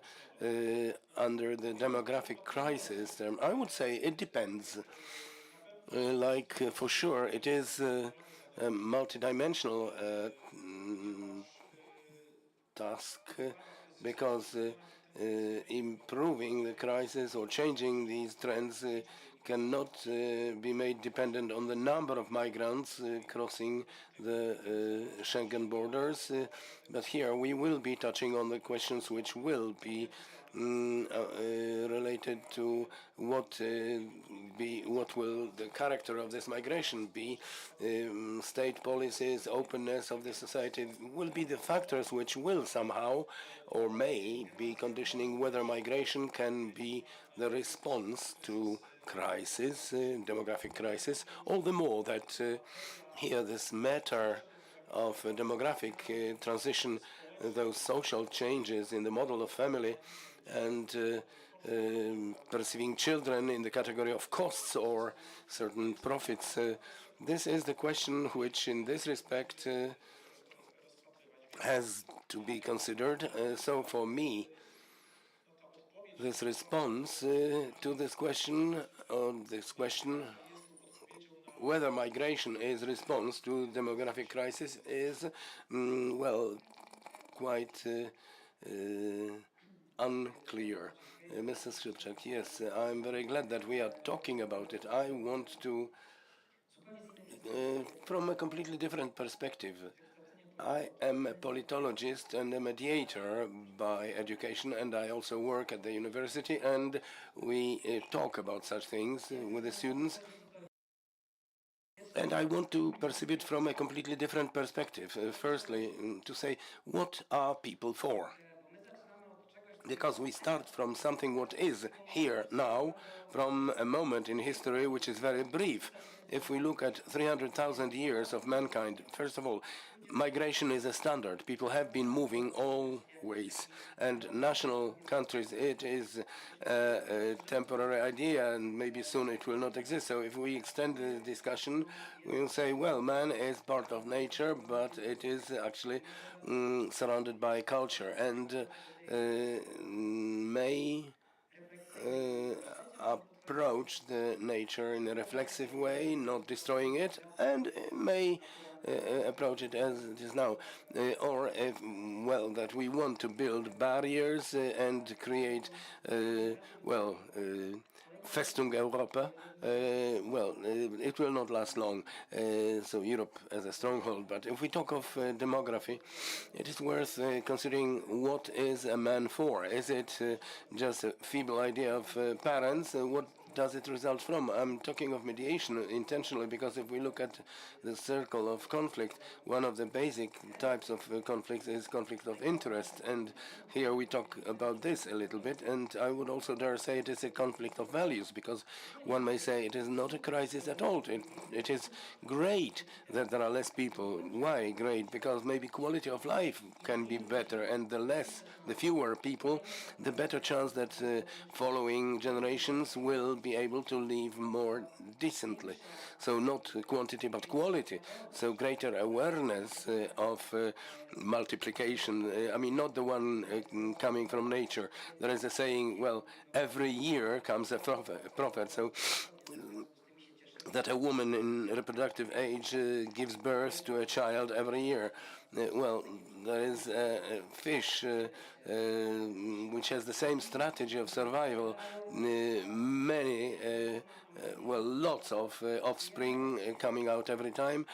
Other fish eat it, but some survive. But am I, as a woman living in a society, in a situation where I decide about myself, or, I mean, do I have to reproduce, or can I take up other things? Well, there is climate disaster evoked by men. Do we want to go into it? Maybe we should be happy that there are less people. Open up and make space for those who exist, and learn and look for a solution which may be promoting other values. That, yes, good life, wise life, thinking about space, about future, and not only to have many of us.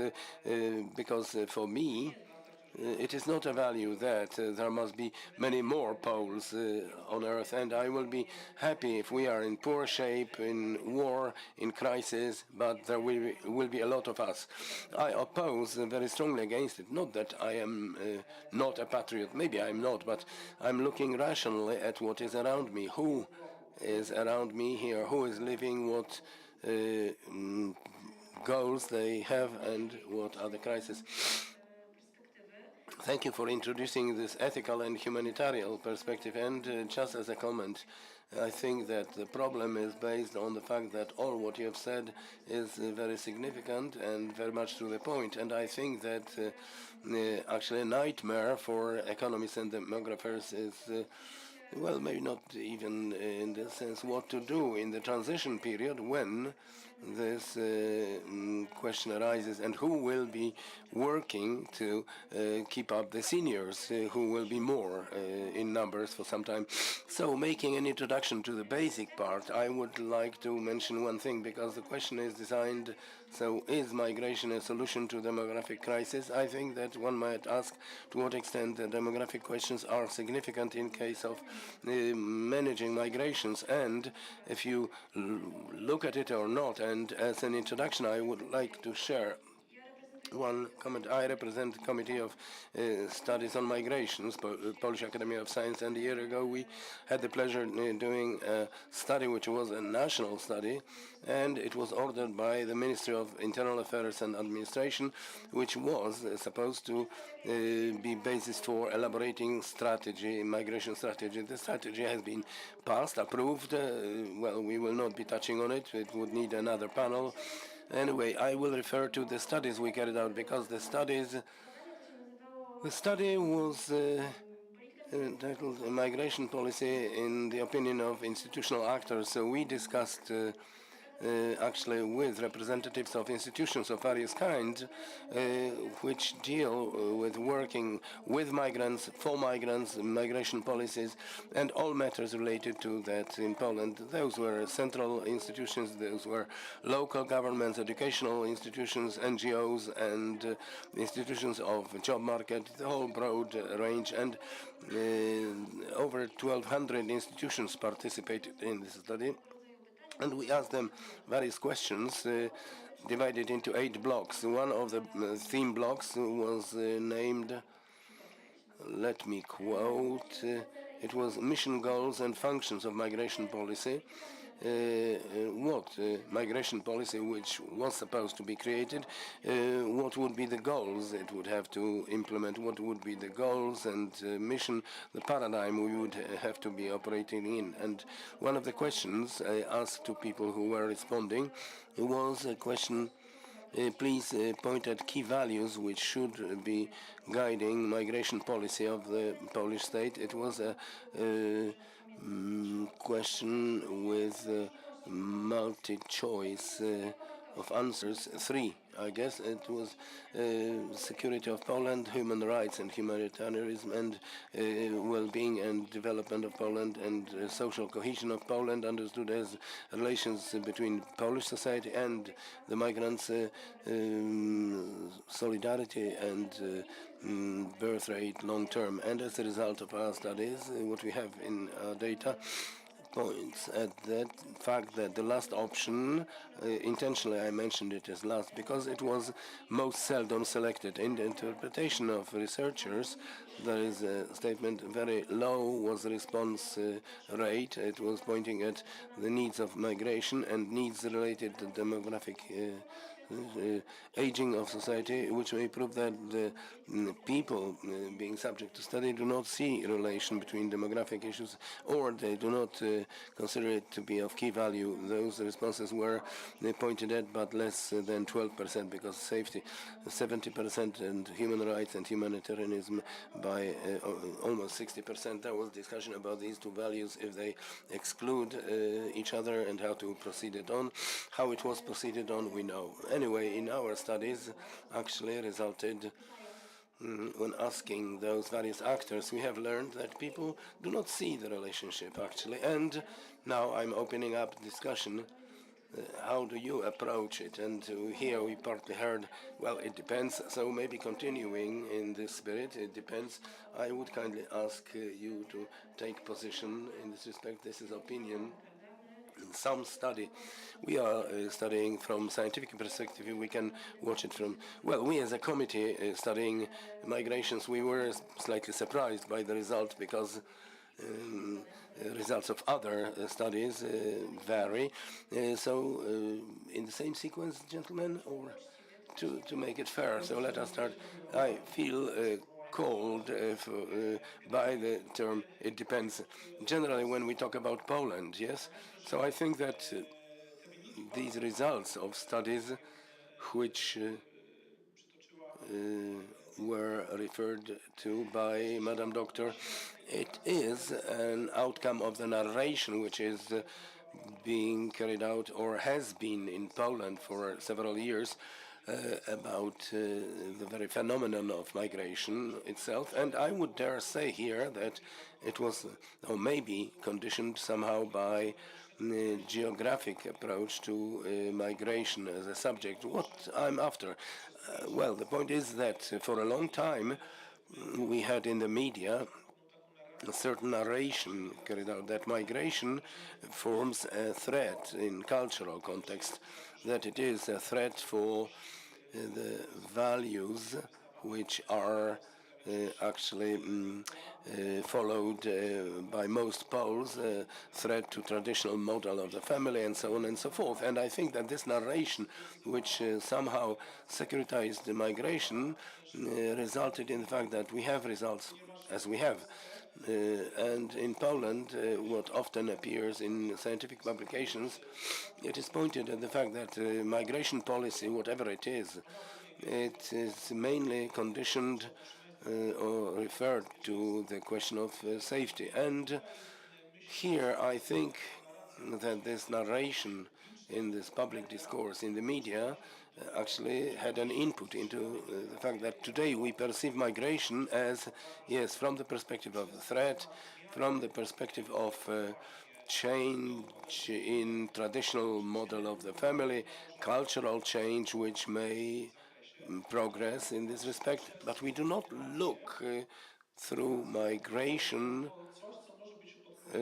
as something which can be response to those demographic trends. All the more that in the context of safety, I said it is geographically varied, because we talk of a threat, but we are not talking of a threat from immigration from Ukraine.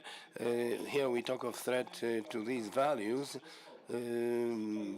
by immigrants from the Middle East. So here we have a geographic location of certain national groups in the perspective of, or in the context of safety, and combining migration policy with the aspect of security and not in the context of this matter related to demographics, to response or compensation of certain demographic phenomena which actually take place in Poland. Thank you very much.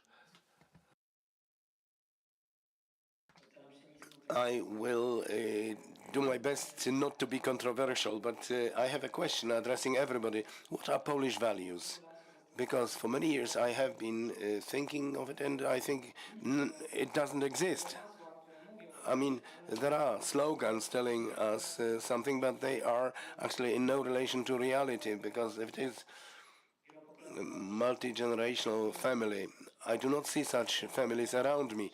If there is a value like this, you have to open up for the community of the Middle East, because there is a lot of this model which is very popular there, more than here. And if actually religion is important, well, there are countries, maybe different God, but maybe closer to this progressing Polish atheism. So are there any actors? I would be very grateful if somebody gave me one name of a person about whom we agree that that person is an authority for us, a living authority in Poland. And I'm afraid we will not find one. So there is nothing bonding us. So we are in the crisis of values, and these answers to the crisis, demographic crisis, crisis of safety or perceiving security, these are effects of the fact that we have actually not coordinated many things. If we coordinate values, well, for me, human rights are important, resulting from the concept that the state is only for people to fit in, and authority being people hired for the job to protect the rights of those people who actually pay taxes for the state. So in that case, there is room for the migrants, and it can be combined. Well, there are certain rules, technical things. Yes, okay. So if we are in the state, in the country, we agree about this. We must not do this. We can do that. Human rights, including ban on discrimination due to various reasons, freedom, rights, and this is thought up. But if we throw in certain values or pseudo-values, which are somewhere on the banners, but we do not believe in them, or actually we are going away from them, then a whole mess is starting, and we are, in my opinion, within such a mess. Maybe it's not accurate, but I hope this response will be useful.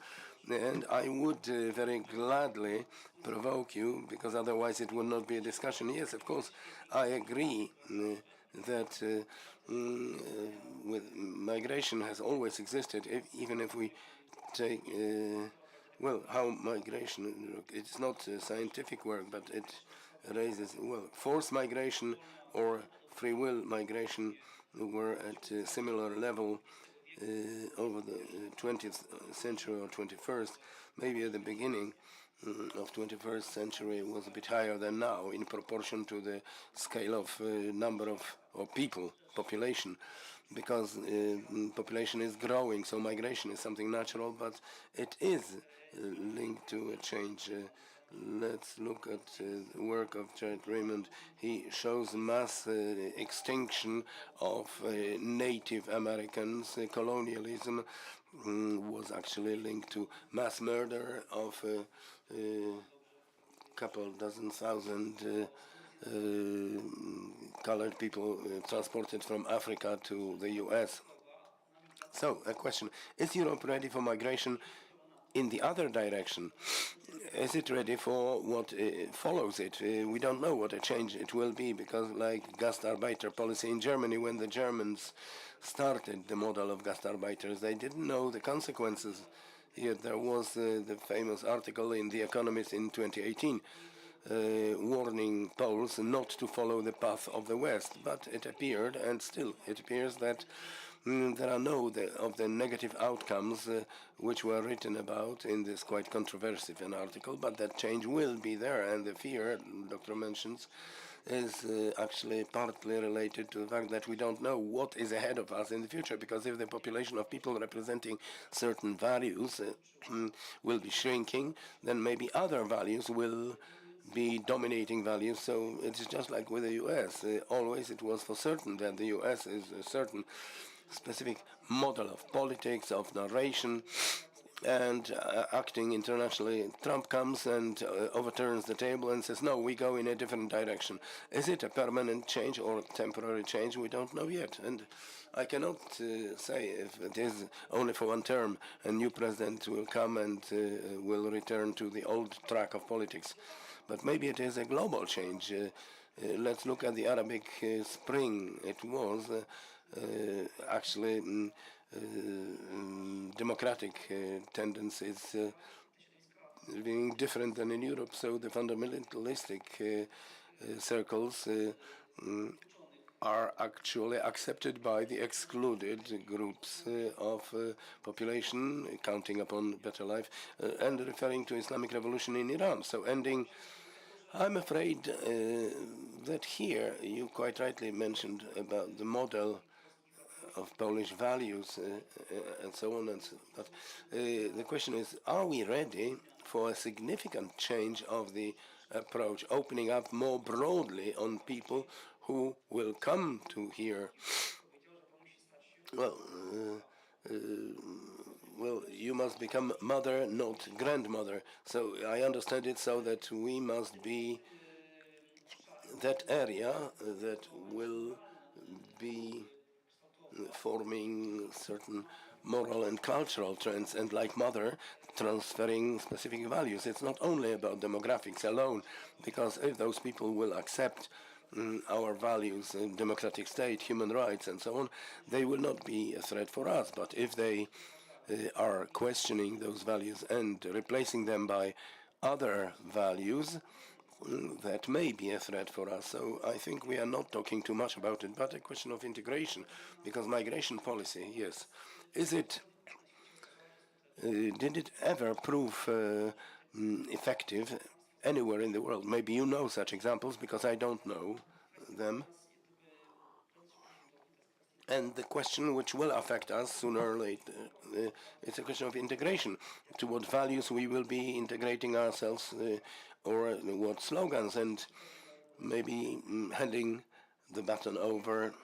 Well, thank you very much. I will make a brief comment that we have a difficult task here, because we are to be talking of the EU, but I think it is not possible, because in the context of what you mentioned, specifying examples of countries which have a colonial past makes us immediately transfer our thinking. Very different contexts appear than in Eastern or Central Eastern Europe. Well, at least in Poland, we will be focusing on something completely different, thinking about what migration processes can be. So just a side comment. Andrzej mentioned or asked a question. Are we ready for clashing with this cultural difference, system of values different from ours? And in earlier part of our discussion, I have an impression that such a discrepancy does not exist yet. Actually, this stick is not put deep in the ant nest. Piotr highlighted the natural aspect of the processes, both migration and demographic trends, and if something is natural, of course it may vary in scale, dynamism. So the question, can we say that we do not accept, we are not prepared? Maybe the question is, do we want to get ready? How do we want to get ready? And ask ourselves whether people whom we entrust with representing our interests, whether they want to act in this direction, realizing that they are hostages to support bars and creation of certain strategy, be it migration strategy or response to demographic situation. whether it is the direction we choose, or maybe, yes, we apply ad hoc solutions like Professor Łodziński regarding migration policy was describing the situation as a bricolage strategy or a dustbin. So we are preparing a document in order to do nothing with it, or aside to the legal system, we actually make a collage from several elements. Then we implement something with a special legal act. So the question, are we treating discussion of these challenges serious? Are we treating the challenges as natural, or we pretend that something surprises us? If something surprises us, then securitization, politicization of those issues appears, of both crisis matters, also ecological crisis as well. So combining it, combining this dimension, because they cannot be treated separately. Thank you. And here a question emerged of some freedom of demographic and social processes. I think it is a starting point for these analyses. And on the other hand, from history, we know the whole lot of questions of manual control, at least controlling migrations. And I would like to make it more specific, because we are, for the time being, in the area of very general considerations. But let us try to think, if we assume that there is some response, so some management with awareness, be it with documents or undocumented activities, because lack of policy is policy, lack of strategy is strategy, and not a bad one. Do you know some tools using which one may influence the demographic factors, and they are related to managing migrations? And I would ask for your input, whether these are right activities or what are the consequences of applying them. We may be talking about history, about what is happening now in various EU countries. We may be talking about Poland as well. This time, who would like to start? Piotr, yes, there are such tools. The basic tool is education. Human rights, and what results from human rights is education, because I'm addressing you, Monsieur students, that many of the terms we are discussing result from human rights, that they are not equally important. But democracy, for example, it results from human rights rather than being above it. From the concept of human rights results that human must have a right to decide about common country. And now about tools. If there is good education, and within this education there is really learning to operate in freedom, it is a very important value, and people need freedom. So among others, there is a theme, a line of influencing your own line with full awareness, not burdened by the fact that we are implementing a model imposed on us, but what we want to do with our life, how, with whom, where, and what for. And there may be people who, using their own potential, they want to multiply, other not. So the tool being anti-conception as an attempt at reducing the number of people globally towards the good of this world. This is this stick poking into ant nest. And another, human rights. Human rights serve me to actually realize myself well in life, but the borderline being rights of another person. So we may find ourselves in a society where we are highly varied, we have open borders, but all of us together adhere to the rule that we are not interfering in the life of others. And this is a response for me, that we may be opening up, and we can at the same time, and this opening, using the cohesive concept which allowed Europe after the Second World War to operate in peace until now practically, and enjoy diversity, but at the same time to find ourselves in those countries, or build community operating well. It is quite the opposite, like Trump's attitude. If I have poorer neighbors, I will spend my money to help them, for us to be safer, so that we go up together and that we together can be building our home, our environment. We are not in 1945. No, it is 2025, and the recent few generations are showing that it is possible to be introduced. So not that we have only one way to, by force, threatening, introducing customs duties and so on, to force people to think like we can be discussing and introducing common solutions. So I would be encouraging to look for the values based on respect for individual and focusing on what I need and not on what other people need, because it is actually acting by force. Let me comment, it seems quite precious, because if I understand you correctly, if we think of education also in the context of migration flows, that people are coming to us who get educated and who can be thinking individualistically, so then we do not treat those people who are coming in a larger group as a potential threat, but not quite fully as an opportunity that a lot of migrants will come here and they will have a lot of children, because it may appear not to be the case. So let me go in this direction and continue the earlier input. I believe that integration is the element which can help us in building this open, modern society, and such experience of European countries of the recent decades show that if it is designed and implemented in an effective way, it bears specific effects, especially when it involves the receiving society. So such projects are most valuable, in my opinion. I once read in a project that village household ladies circles cooked together. It was an incredible experience for simple women from small towns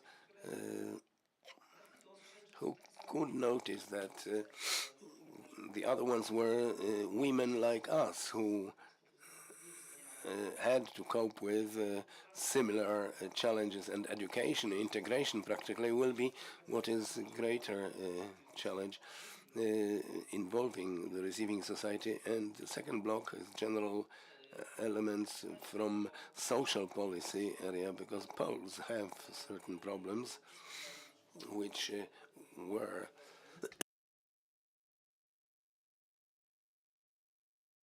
were making it difficult for them to establish families.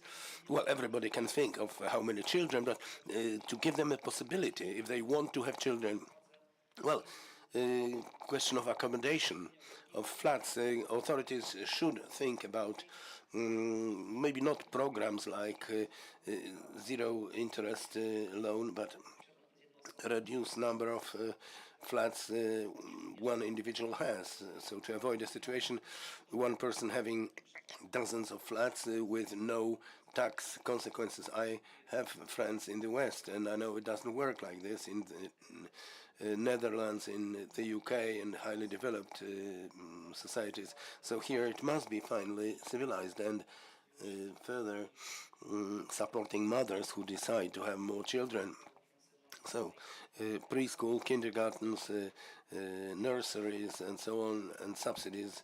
But we have to work in this direction so that a woman who decides to have a baby, not to feel worse, not to feel excluded, because sometimes it is the case. Let me hand over. So I asked because I wanted to respond right away. Then I will give it back. But these solutions do exist, and this integration. For 20 years, I have been dealing with it on everyday basis. I mainly deal with integration and organization. I represent. Last year, it was 20,000 people who actually got through our place in order to get integrated. But there is a model created globally, and practically recently, person number 1 million went through it. It's a community sponsorship model. transferring responsibility for integration onto the level of communities like those rural household owners, female circles, to integrate with people who have to be escaping from it. I am a fan of the solution. In Lublin, we are trying to, or beginning to test it so that people prove that our Polish Christian values tell us, yes, we are ready to help those who need help, but in a wise way. That we will show, guide, support where needed, so that that person would recognize and feel being part of the community. Once they feel part of the community, all the fears which are in the head of people, that, hey, some strangers will come and swallow us, will be dispersed, because they will not be strangers, they will be ours.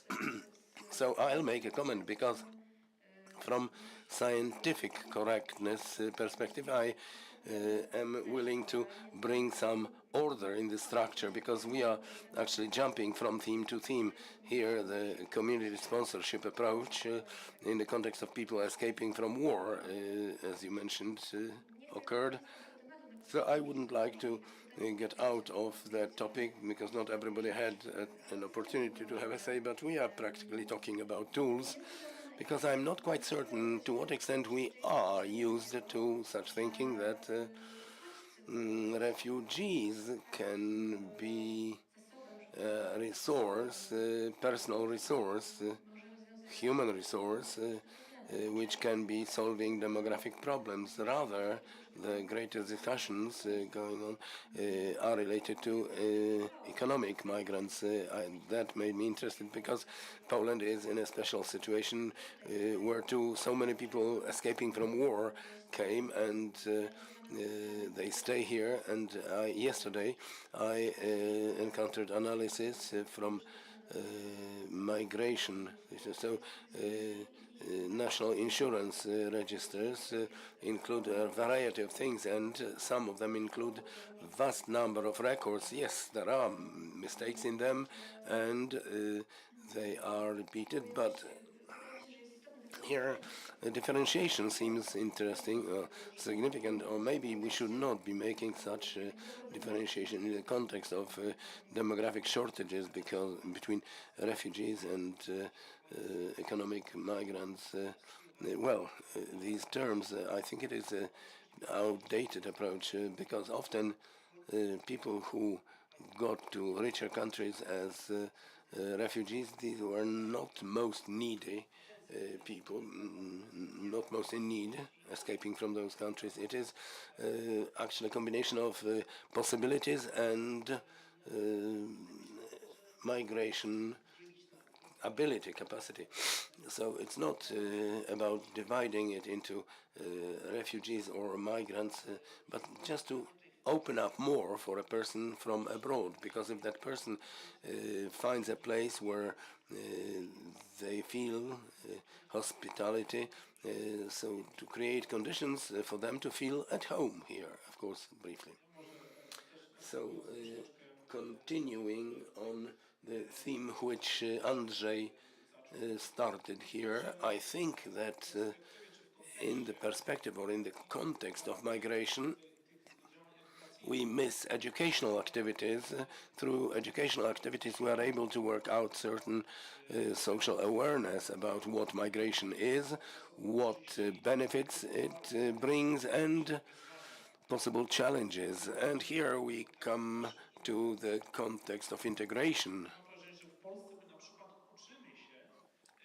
And I feel that in Poland we are only learning this awareness, but it is extremely difficult to be learned, because there are groups of interest, there are political groups which want to actually build a capital on it. And the image of migration is twisted, because where from should we get information about migration if it is clear picture or division in the space or in the debate, division into migration as something negative or migration as something what we perceive only in economic categories.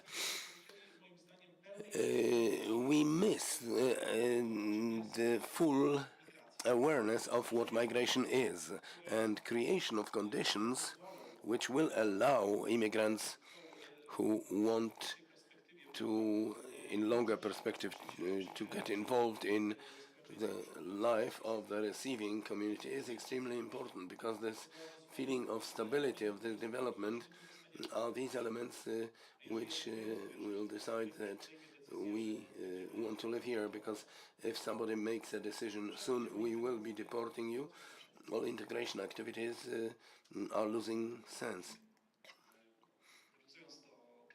So, recalling the text of the question, this manual control of migration processes, we can recall a few examples of such activities, and each and every time consider positive and negative outcome or challenges, possibly, of various character. Because, for example, if we literally treat the content of the question is migration a solution to demographic problems, crisis. So some politicians say, well, selective recruitment is a solution. We take people from IT, those we need, high intellectual cultural potential. We take white-skinned with little cultural distance, not very different from us regarding their values and templates of behavior, and that this is a positive thing. Here a question may be asked about this ethical dimension, if it is right to treat people actually as that word, resource or tool for solving some of our problems thanks to them. So we treat them as objects practically, and talking of effective solutions, here we heard already about education. In public debate, they appear, especially in politicians. Integration and assimilation are used as terms. Every time I hear assimilation, there is a lot of emotion, so actually a wow. So this is a pill. Yes, we receive somebody close to us culturally. We will convert them to be like us, and then it will be an ideal situation. Whereas wouldn't it be more effective to use the potential which we already have, which is hidden somewhere? And talking of it and discovering it is less popular. Of course, generally we may say it is education, but if we went down to the level of specific activities, so an example from an interview I had an opportunity to carry out in Lublin, illustrating a broader phenomenon among people who escaped from war, from Ukraine, a majority of women, some of them women with children, a great majority of them with a diploma, university diploma, and the question, is this potential made use of, or more flexible forms of employment for women who are lone mothers would perhaps be a solution, if they, of course, want to take up such a job. This, of course, is related to not only to people who came here, but Poles by bone. It would be beneficial also as, well, for challenges of demographic crisis. So these are effective solutions without differentiating who is new, who is a newcomer, and who was born here and is treated as our own person. And demographers, economists say that we live so long that the retirement age should become an issue, and improvement of quality of life by improving health care, a general statement, but this direction. Well, I'm also talking of it because often a thinking occurs that we will receive somebody from a specific group. Does it solve a problem? Apart from this statement, I think Andrzej said here, differentiation between migrants and refugees being not well grounded. Based on studies we have in Poland, results that they have different vision of their stay. I mean, people who came before 2022 from Ukraine and those who came later. Those who came earlier came with better awareness and decision to stay here and build their new life, and a great majority of those who came here later are seriously considering a return, of course, provided there is what to return to. But the person from interview actually got stuck in my mind. Well, namely, wouldn't it be more effective to create more widespread language courses so that a person, it's a story from a specific interview, so that a person with a university diploma would not be telling me that she got to an assembly line in factory and having 2 children working over 8 hours every day. She's trying to learn the language from labels in the print shop, and somebody who is supervising her work actually with lower educational level, but there is no time to read because she must work. So is it so that the people who came to us must themselves take care of improving the level of Polish language command? Because what is the outcome of their educational background, which they cannot sell in the market? And this results from studies by NBP. Would you like to comment on something? No, because I saw to what Andrzej said. Well, because these are slogans. Why aren't they learning Polish? Because there are no opportunities. Me, as a representative of an NGO, I can say that migrants very much want to learn Polish, but within a few hours we exhaust our resources for 1 year, and we actually object to many people because you would have to have twice as big a budget. We actually act in competitions to gain money to pay people who will be responding to that need. People want, well, there is a myth, yes, they are coming here and they are not learning. They are coming and they want to learn, but they have no chance.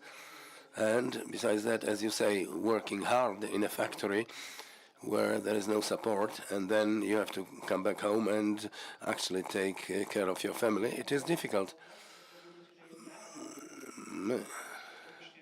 So regarding the last comment, let me recall the content of a conversation with somebody of my circles, somebody who went from Poland to Ireland, and I shared this idea that this language support is not sufficient, and there was a counter-argument.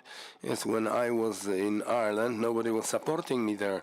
Therefore, I actually highlighted the difference between refugees and economic migrants, because if somebody is an economic migrant, they go abroad and they manage. They learn. More and more countries expect them to learn, and we also aim immigration strategy aims at this direction, to have pre-integration awareness of the language and let that individual manage to cope with this challenge. So I would actually ask you to note these differentiations, because it appears important. If we are dealing with people from Ukraine who are coming to Poland, whom we classify as refugees, then this help which appeared originally, we are convinced that it must be continued to help those people who were coming earlier.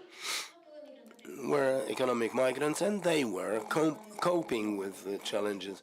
Well, briefly about this help, not to help them, but to help us. If we do not help them to integrate, and that person will not let themselves be integrated, we must do it together.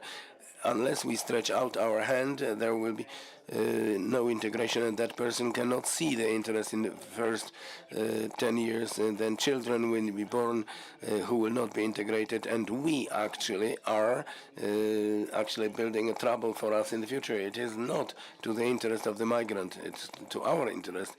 We should be, as a state, pressing on people to be learning, because that is the key for good functioning. So about refugees, no, I didn't mean that there are no categories of this kind, but the borderline is not that sharp. So, for example, a person who escaped from the Crimea in 2012, was it economic or forced migrant? Or, well, people from Crimea they didn't get the refugee status. They had to actually give up their home. They could get themselves hidden, protected, but they didn't know if it would not be that whole Ukraine would be taken over by the Russians. Everybody were thinking that war would stop at Donbass or Crimea. I remember from the sandpit when my son was playing with a girl whose mother was Ukrainian from Chernihiv. It was in summer, 2.5 years. You see, my daughter is 2.5 years old already, and nobody expected this because and the same people in Poland. Nobody would expect a full-scale attack overnight. Same with Crimea after this trauma in Crimea. Some of them didn't want to stay in Ukraine because they were afraid that the war would spread.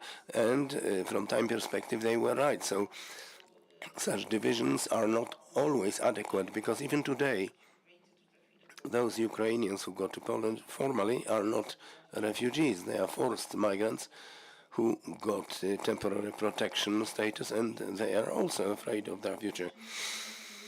So, well, permanent temporarity, new status. But I have a student. She has a status UKR. She's afraid, Mr. Doctor, will they extend this status? Because I don't know what I should do.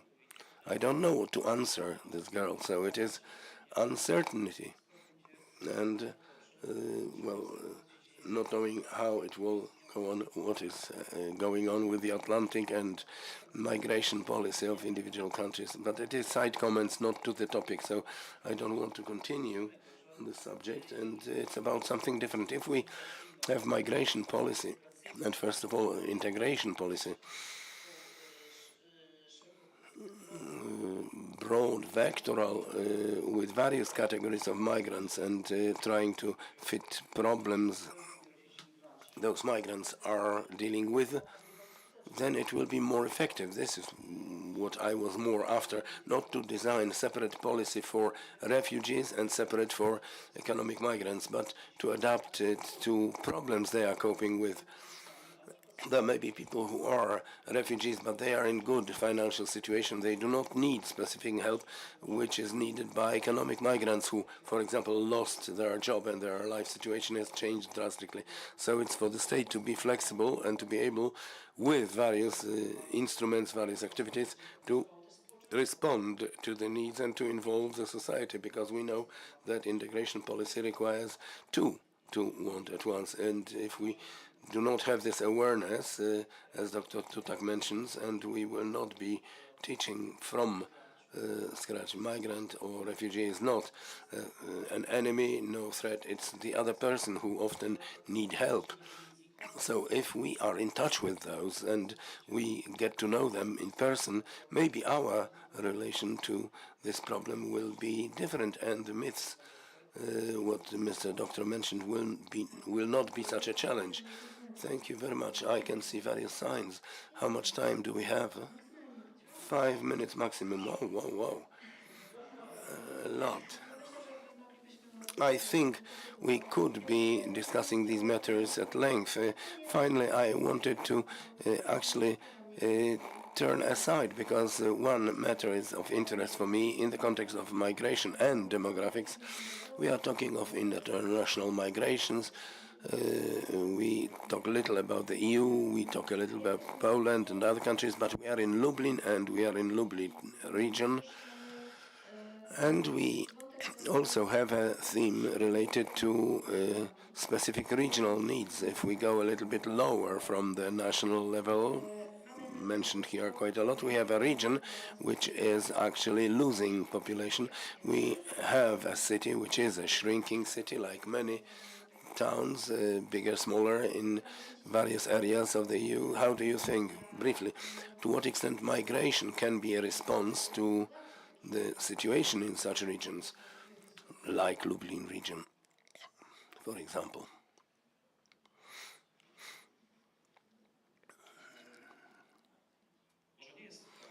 So maybe it is not an idea I would agree from ethical perspective, but taking into account the age structure, so probably rejuvenation of the population, if we treated this group instrumentally, would make elderly people to count upon care.